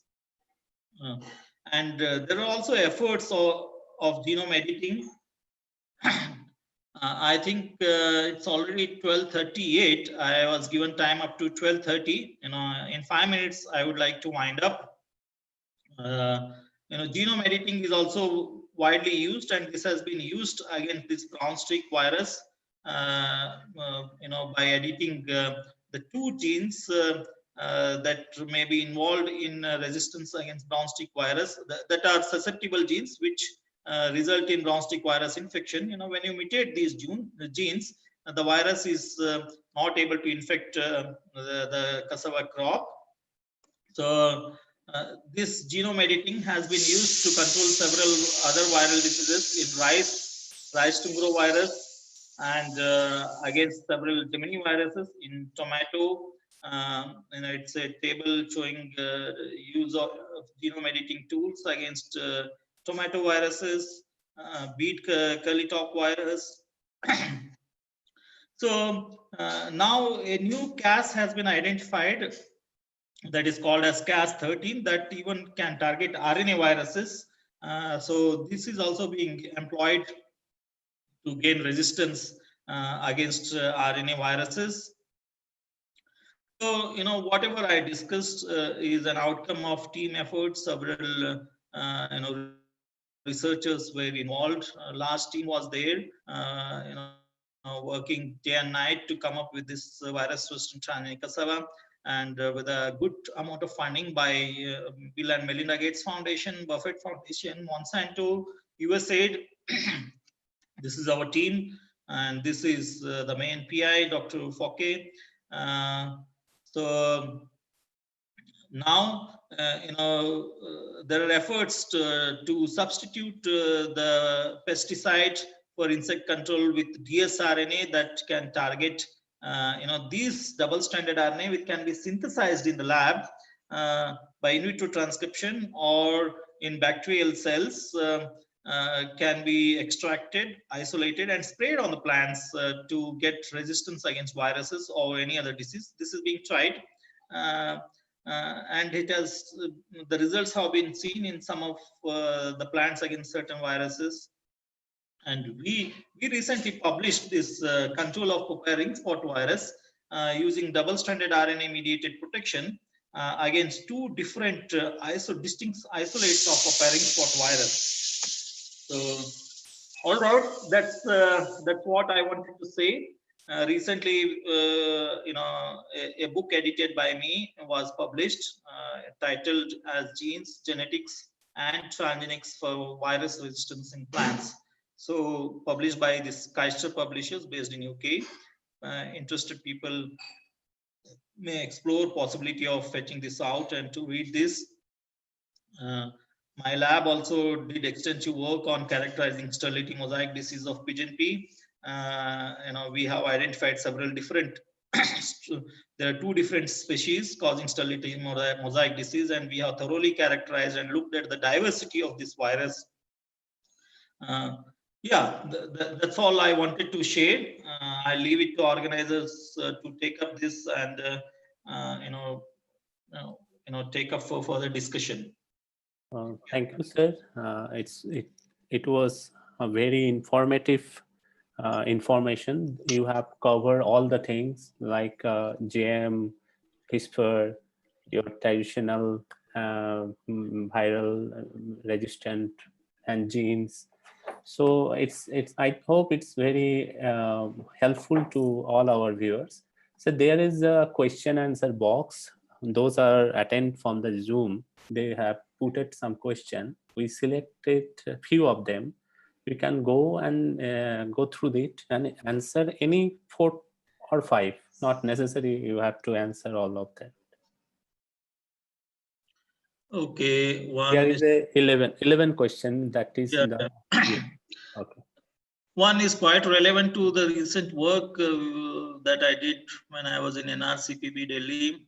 That's about PPSMB1. Yeah, we have published this work. There is an RT-PCR based differential PCR that we have developed which can distinguish between both the species, PPSMV1 and 2. So it may not be difficult to distinguish them. It's published in the journal Viruses in 2017. You can refer to that. And the second question by Supratim Ghosh, is meristem culture coupled with thermotherapy better for virus elimination? Yeah, it's a good question. Classically, and even now, but there is extensive banana tissue culture, several commercial activities for supply of banana plantlets, virus-free plantlets, not only banana, even other horticultural crops using meristem culture considered to be virus-free. It works well for those viruses which are not seed transmitted, but I'm not sure if it works well for the viruses that are seed transmitted. And thermotherapy is another technique that was classically used. Yes, high temperature is always deleterious for virus proliferation, and giving thermotherapy help in containing the virus. And that is what we see, even in control of coronavirus and reducing the symptoms. People advise us drinking hot water, going for salt water gargling and all that. And the same holds true for against plant viruses. Harshita KN asks, why is the management of viruses still a problem? Whether their genome undergo mutation readily to target particular gene, that the whole globe is seeing it, how difficult it is to manage this coronavirus. They are very fast mutating, and since many of the viruses are RNA viruses, their genome replication don't have proofreading ability, and the mutations in them are quite rampant, and many of them might be lethal, or some of them might result in more virulent viruses and may have higher capability to get transmitted and to expand their host. So that's what happened, corona from bats, it has moved to human beings via pangolin or whatever, different hypothesis. Similar things happen in plants also. Even DNA viruses, they show high level of recombinations. Since their replication rate is quite fast, accumulations of mutations is also quite rampant in these viruses. Not only mutations, even recombinations haste the process of evolution of these viruses. What's more fatal in terms of economic loss, white powdery mildew or citrus canker? To be very honest, this really citrus, powdery mildew or any fungal or bacterial disease, there are certain fungicides that can be employed for control of this. But for citrus canker, we don't have any chemical. Not only citrus canker, for many of the viral diseases, we don't have a chemical to control them.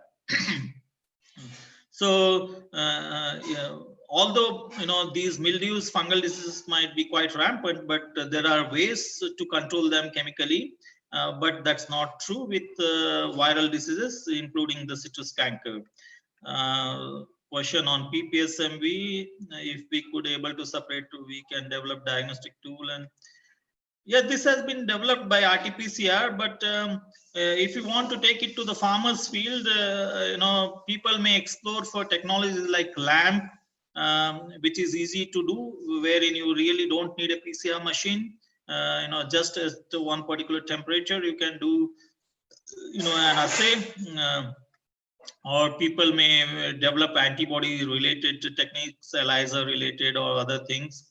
From TNAU, there is one question: mixed infection of multiple viruses in single crop, how the cross protection mechanism is possible under such cases? See, mixed infection, it's a different thing. Mixed infection of different strains of the same virus, or mixed infection of two different species of virus. If there is an early infection by a mild strain, it may give resistance to a severe strain of virus which may infect the plant subsequently. However, if it's entirely different species of virus, that may not really give resistance to a subsequent viral infection. So tomato crop, yeah, you have seen that, recently in Maharashtra, there was a report of severe damage, and 12 viruses have been reported. All of them are different viral species.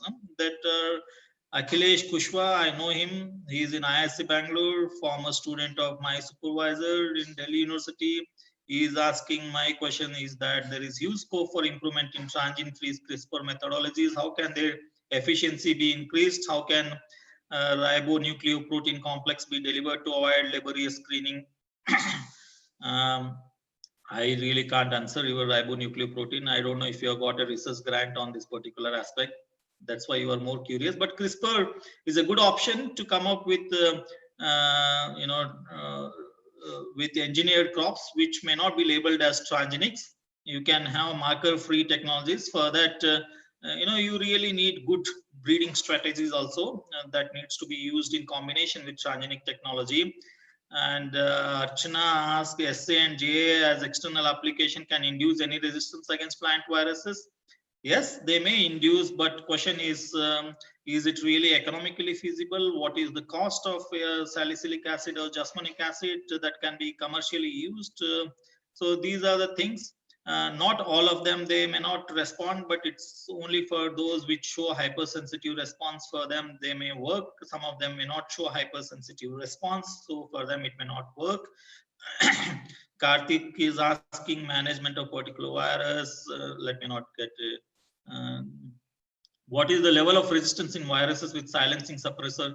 Silencing suppressor, Anthony Jansen, I think I know him, is a good target against RNAi. So it's not only the importance of gene, some of the target sequences may not be efficient in producing good amount of small RNAs because of certain sequence features. So there are several bioinformatic tools which helps you to identify those good sequences which can be good targets and which can form good double-stranded RNA structures, resulting in better processing by dicer molecules and better production of small RNA. So that all that homework one has to do. There is no shortcut for any of this. If you try shortcuts, then you may end up with disasters. So Geeta Govind is asking mechanism known of how the sterility is caused by viruses. See, in real terms, sterility does not mean that the flowers produced are sterile. That is, the flowers produced are defective in producing fertile pollens or ovules. Sterility is a misnomer. It's called sterility because the flower production goes down significantly. So that's why it's called as sterility. Otherwise, any flowers that would be produced are fertile, but historically it is called as sterility mosaic disease. So this name is there. How to control effectively papaya mosaic virus? Currently, we don't have papaya mosaic virus. I think he wanted to ask papaya ring spot virus. How to control it effectively? Control aphids. Start with good plants. When you select there are no good certification programs like that are there for banana. For papaya, I think they are not there. So that needs to be employed, because the mother plant, if it is virus infected and all the propagules derived from that may have ring spot virus. So it's strong certification programs are important. Control aphids by insect pesticides is also important. Some of the popular papaya varieties are susceptible to ring spot virus, so you may have to compromise. And how does protein or molecular docking helps in control of viral diseases in protein plants? This is a structural biologist question. Protein docking, it's not really very clear. I'm not going to answer this. I'm sorry. How can we effectively control the virus? Please don't expect immediate control for virus that you are seeing. 101 countries are making efforts to control this coronavirus. Until now, we are not closer to the control. Similar is the scenario in plant, but we are not feeling the pinch because the plants are feeling the pinch. So nowadays we can see some antiviral chemicals for controlling plant viral diseases in market. What are your views on those? Good question. People are marketing with the name of antiviral thing, and we saw this for coronavirus also, like Coronil and other things. So, probably they work as immunity boosters. Maybe in the plants also they boost their plant immunity, but they may not be really antiviral. They may help in repelling certain insect pests that are good vectors for these viral diseases. Or indirectly, they may enhance production of jasmonic acid or salicylic acid, which indirectly may boost up the immunity of the plants against these viruses. How many viruses were there in tomato infected in Maharashtra? Is it 12 viruses? Yes, they detected 12. Maybe if they have missed something, I don't know. Only next generation sequencing, thorough bioinformatic analysis may give you the exact answer. But maybe in the lab, they had some of the diagnostic tools to detect some of these viruses, and they came up with 12. So there is no, I think I answered most of the questions. I'm done.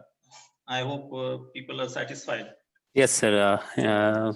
Sir, there is a question from YouTube. Though it is, I choose for you, that is, in case of BT crops, those are the antiviral gene are there. The treatment, would the treatment for virus will be same? I think she tried to ask that if the BT plants, those are the antiviral, their treatment for viral infection will be same or not? BT is entirely different technology. It's No, against he written as a BT means biotech. I clarify that. It is a transgenic antiviral transgenic plants.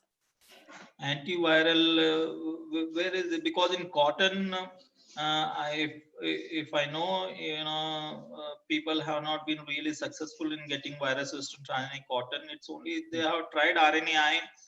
Cotton is difficult to transform, and but results are not really promising.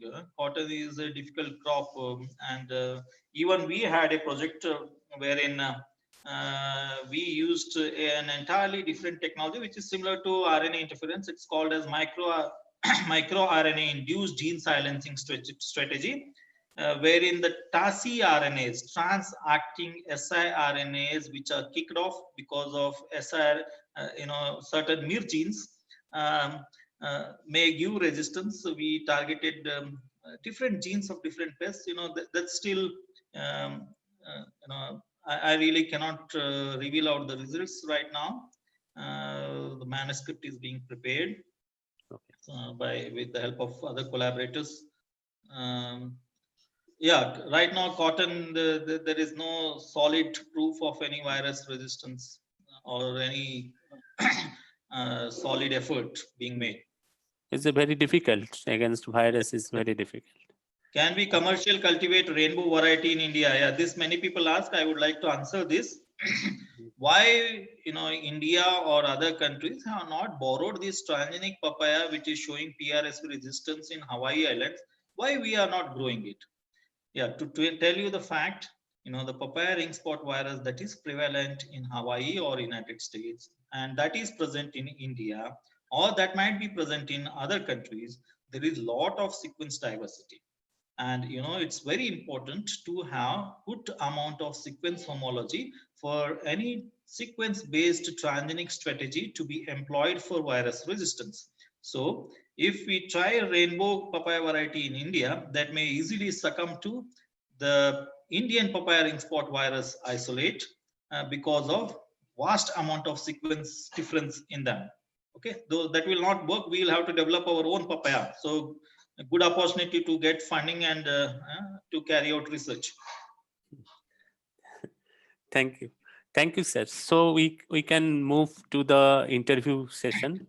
There is a short interview for 10. It's more difficult for me. Huh? So it's a very short. Yeah. I hand it over to Shoma to do the interview. Hello, sir. It was a very informative, very well illustrated presentation, and thank you for that. Sir, we would like to know a little bit about you. Could you say a few words describing your journey so far as a plant scientist? That journey has already been described by you for my introduction in the beginning, very beginning. Same journey I took, but I'll tell this journey in a different way than what you people described. You know, I never I never wanted to take up research career, to be very honest. You know, I wanted to get into civil services, which many youngsters here, they aspire to become civil servants because these are the positions which have a lot of people think they have a lot of power, and there is glamour in them. That's what people think. It's but there are certain disasters also. There is Yes. pressure. Mhm. Our own Professor Swaminathan, he got an opportunity to join civil services, but he denied that and he sticked to research. And he has accomplished much more than what he could have accomplished by being a civil servant. I never wanted to do research, but somehow I wanted to be in Delhi. I thought Delhi is a good platform to prepare for civil service. I joined Delhi University for my PhD because I got CSIR fellowship. Otherwise, I might not have joined. So but in Delhi University, particularly South Campus, there was very good research atmosphere. I really got so deeply interested in research and all virological studies, molecular biology, and everything. It was so fascinating, and I forgot my civil services. And I pursued PhD and molecular biology as a research career. So, and there was no look back after that. Wow. Yeah, and I have changed to several institutes. I worked in several organizations. So, and finally, I'm here in Bangalore in an ICAR institute called as Indian Institute of Horticultural Research. So, I have seen, research institutes overseas, DBT. I have worked for DBT institutes, ICR institutes. I don't know what is there in the future for me. So, yeah, that's to be very brief. Yes, sir. Sir, my next question is that according to you, which modern tools and techniques will help us to better store and process food in horticulture? Uh, See, I'm not a post-harvest technologist, but I think more than tools, what are the areas which needs to be emphasized is one is nutraceuticals. This is something very important which people will have to emphasize. And when you use even biotechnological strategies to have better nutrient composition in crop plants, there is no question of resistant breakdown or something like that, which is a concern in against biotic stress. So in nutraceuticals like golden rice and all, one can try, but it is important to get rid of these marker genes so that people accept uh, them in a better way. And there are a lot of experiments, anthocyanins and other anti-cancerous things have been expressed in transgenics, and people have found that they were able to overcome the cancers. These antioxidants are very important for good health. So there's a good potential here. Uh, so any tools, maybe RNA interference or genome editing tools, you can improve these traits, then I think there is no limit to employ any good strategy. Uh, yeah, Right. and you have to see that what consumer prefers, that is there in the trait. So. Okay. Sir, how do we minimize the use of chemicals in horticulture that are harmful to us in the long run? See, minimize chemicals, we somehow because of this huge population, and we are expecting 9 billion very soon. So to cater to the food requirements and for very intensive agriculture is something which is very important. If we start growing things organically, everything, we may not expect desired yields, and it may be really difficult to feed all the bellies of all the 9 billion people. So uh, it may not be an gradually we may have to move to safer technologies than using pesticides, which have been a major problem in development of cancers or whatever among the population. So like dsRNA technology, which I briefly discussed, we have used it against papaya ring spot virus, but this technology is still in the lab.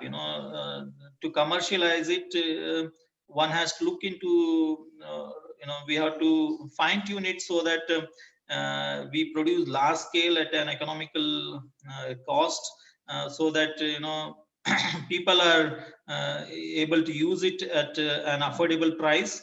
And this double-stranded RNA-based technology is not only against viruses, can be for other fungal disease, or can be used for against insects, pests also. People have tried that. So people will have to, companies or research institutes will have to come up with such strategies, and will have to work out to make it more economically feasible, so that it can be evolved into a commercial product. Right. Sir, as we are nearing the end of today's webinar, would you say something, your words of advice to the young research fellows out there? Yeah, young research fellows. How many are young here in this group? First, I don't know from what all different organizations the audiences here. So there are many research fellows, PhD students. See, I'll tell about my PhD days. These days I see people, join the labs. Immediately after joining, they want to publish papers. They really don't want to enjoy their research. They want shortcuts. They want to publish papers immediately. I think the ultimate goal should not be publishing. You do research. You try to understand. Read about how Darwin has done his studies. He proposed the theory of evolution. He did not roam around the world to publish a theory of evolution. He roamed around the world, across the waters, across sea, across different continents, to know how these animals, birds have evolved. So I think people should get motivation.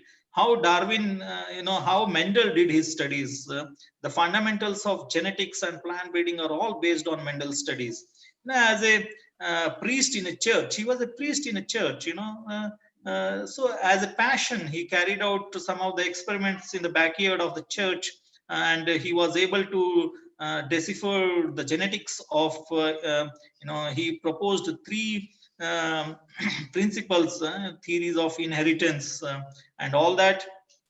So, and they were really forgotten. Later on, the Mendel's laws were rediscovered, and the entire science of genetics and plant breeding stands on these principles. So I think the young researchers look into this. They have to do research. Passion is one thing, but money is also important. So we have to see that what you do has an application. I think when I joined for my PhD, I never thought of any publication or whatever. We worked. We wanted to investigate. We wanted to know more about diversity of viruses, how this is, so how that is, and all that. I think that should be. You don't work just to publish papers. You have to work to address the basic question. Understand there is some phenomenon. Molecular basis of that is not known. For example, there are certain plants which show different patterns of leaf color. May not be green or mosaic or all that. Nobody knows why there is difference. Is it because of gene silencing or what it is? So try to pick up such great ideas, work on that, understand them. That's what is it. People are rushing for genome sequencing, come up with huge amount of data, get some grasp from the companies, just put it as over expression, under expression, without any real sense coming out of it. That's not the real science. Okay, you do that, but take it to the functional aspects, pull out one gene which is really important, show the functional ability at that's what is important. Just for the sake of publishing, please don't do your research. And people have to really work hard. I know research is a difficult career. In ITs, if somebody works for more amount of time, they get paid for the extra hours, but that's not true for research. Government has still increased the fellowship for the research scholars of late. I think it is much better than what we had compared to what is the cost of living now and at that time. So I think research is a passion. Okay, one should take it as a passion, and they should not take it as a job. That's what is request for the young generation.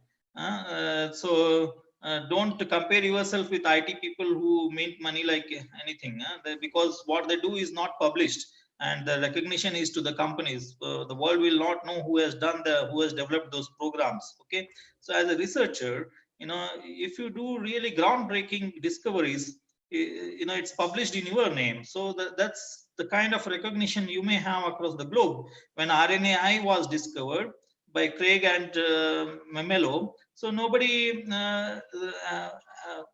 thought that it would really revolutionize the world, and it is called as the technology of the century.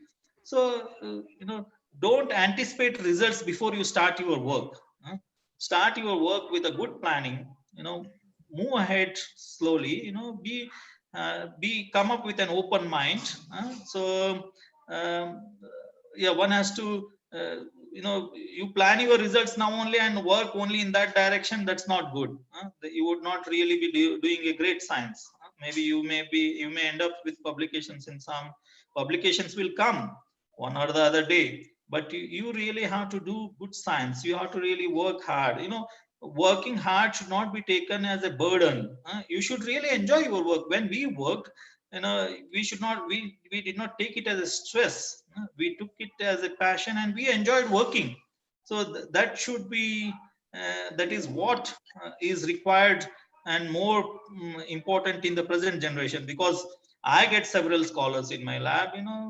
Once office time is over, they are too keen to. when I was in US during postdoc, we worked late. There are labor laws and all, of course. Then don't take me to the court with labor laws. But research is entirely different career. You are not paid in monetary terms for the extra effort you make, but you are paid you are recognized for your work in terms of publications, patents, or products, or you share your knowledge in such forums like yours. So that is what is important. So I think the young generation, at least, I don't say that everybody should get into research. There are so many professions. Everybody, one should take up what you think you are interested in. So if you are really interested in research, then you have to you have to take it as a passion.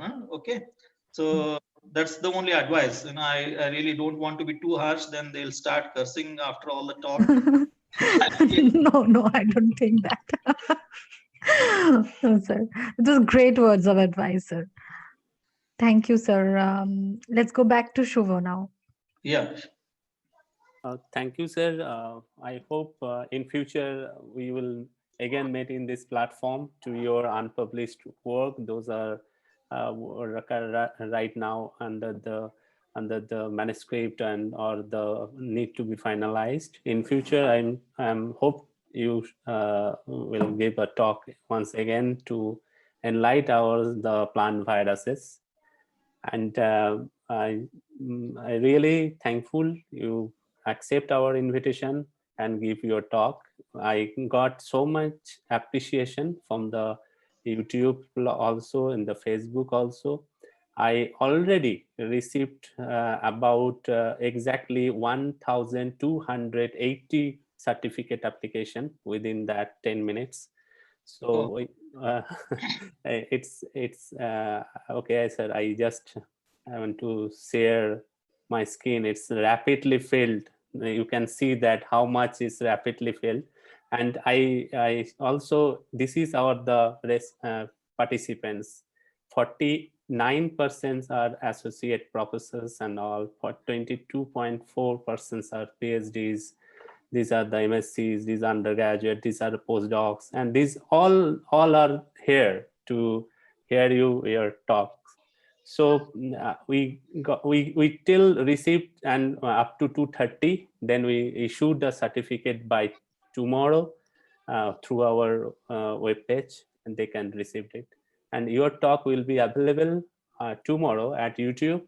Your interviews separately available on YouTube to more views and more people are interested on plant science. They can enjoy and they can use the benefit of your whole research.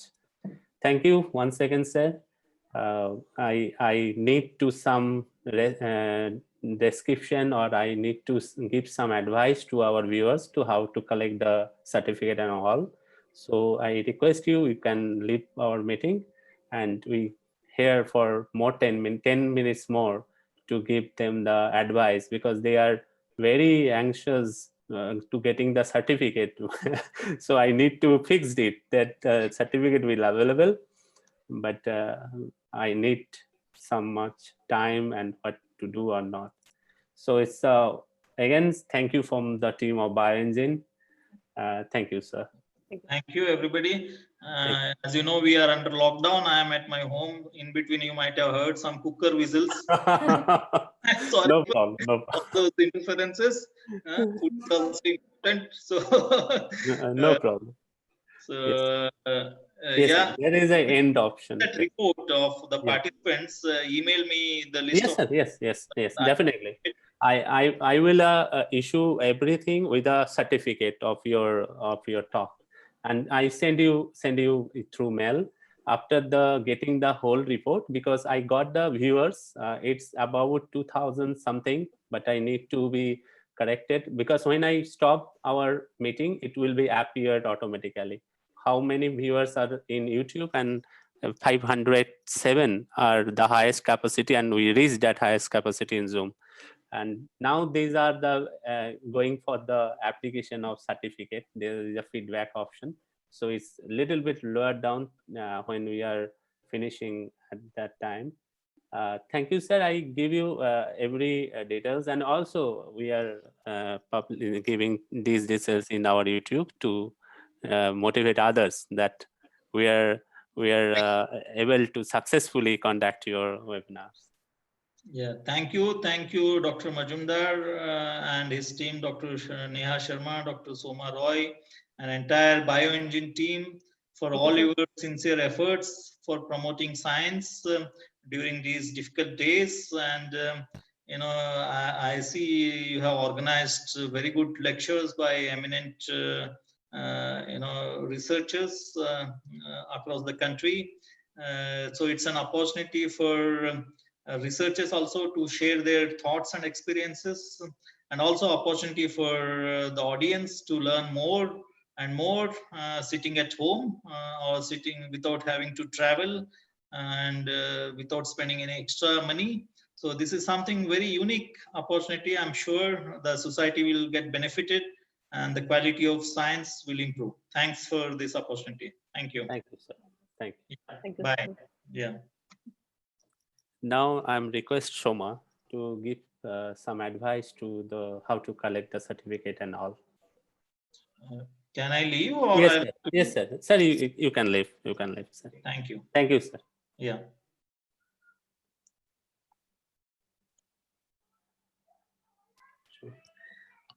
Hello.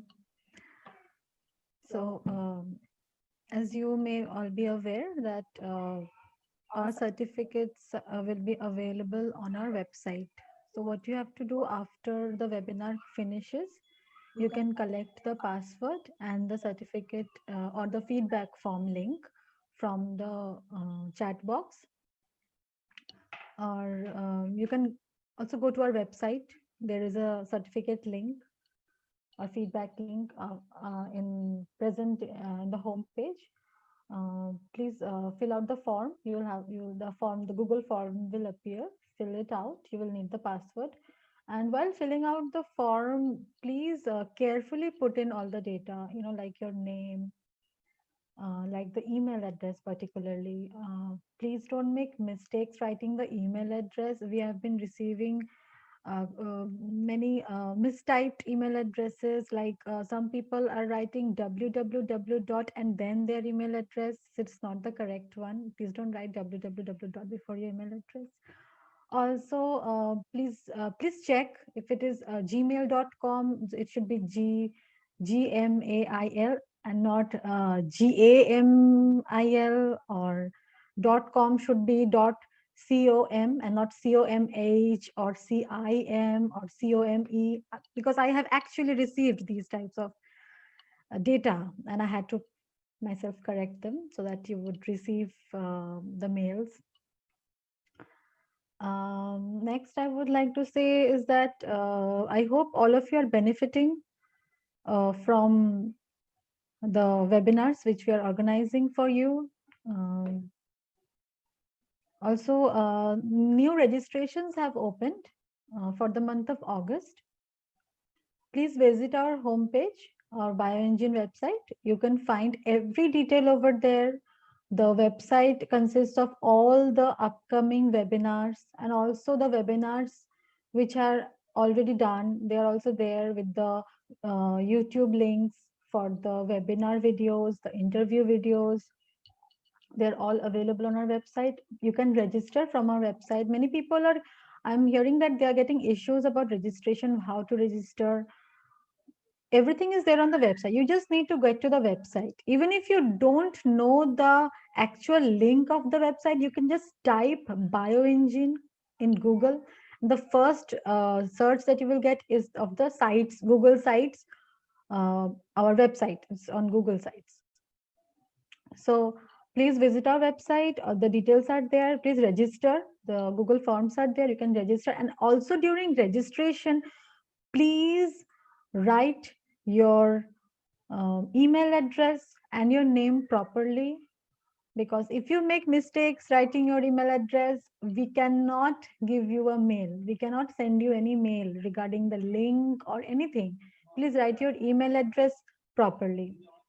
Please write it correctly. And yeah, anything else you would like? No, that's pretty much it. You all know the process and everything. So I hope all of you have received the password and the link. Okay. Thanks all of you for joining today's webinar. It was a great webinar. I'll see you again on 17th. On 17th. Okay. One more important announcement, that is on the next webinar is on 17th, right? But on 17th, the timing is on at 12 noon, not 11. It's an hour later. So please check the timing. It's an hour later. It starts at 12. This is because our speaker is from a different country, and due to the time zone difference, it was a special request. And this, please join us at 12 on 17th July. Okay. See you guys. Bye.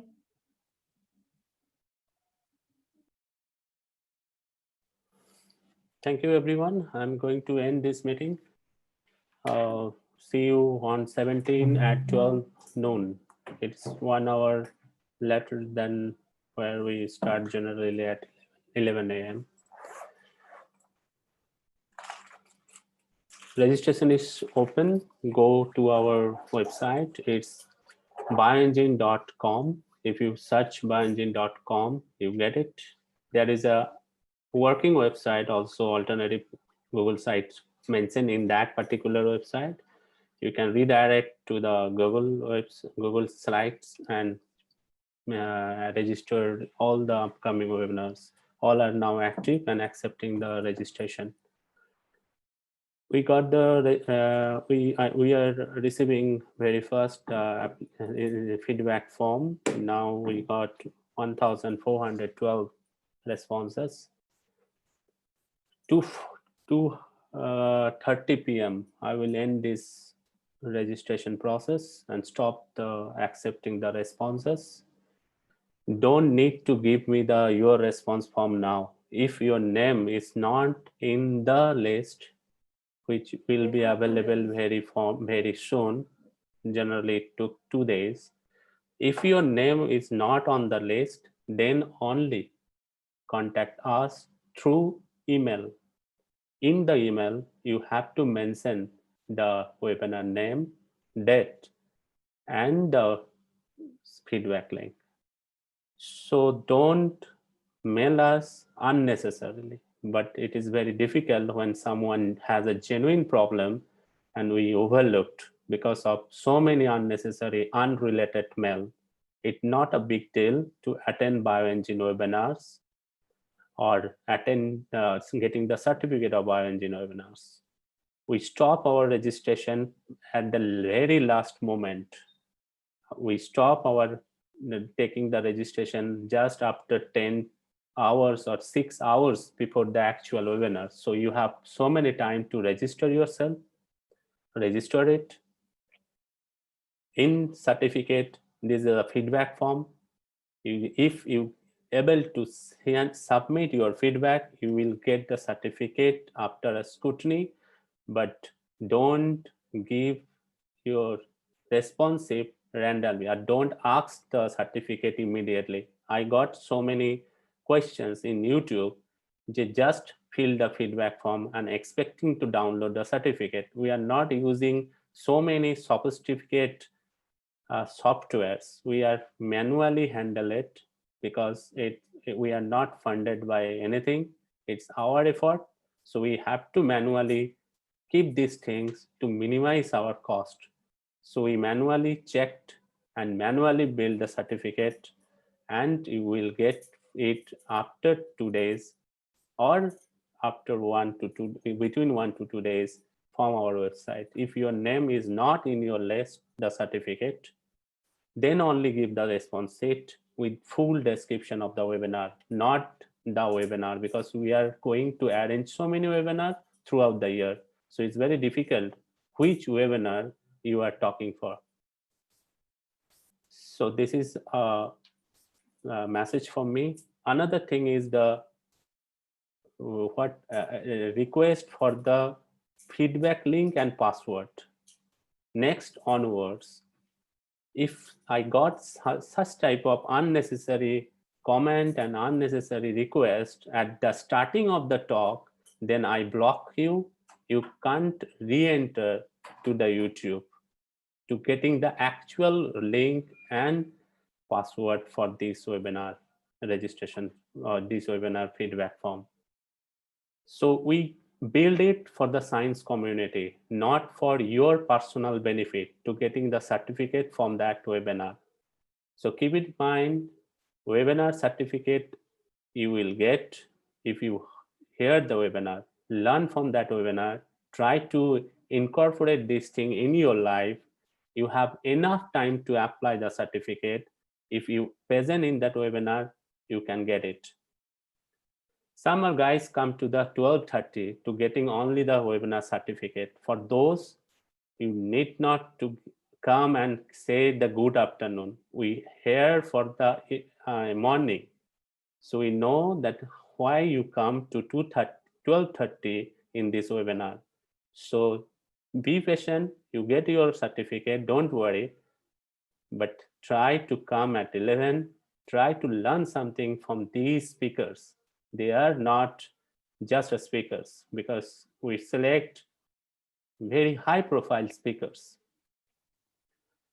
because we start a platform. In future, maybe we are able to incorporate so many speakers. So you have the opportunity to learn it and try to learn something from this webinar. Thank you. We are going to end this webinar meeting. See you on 17 at 12 p.m.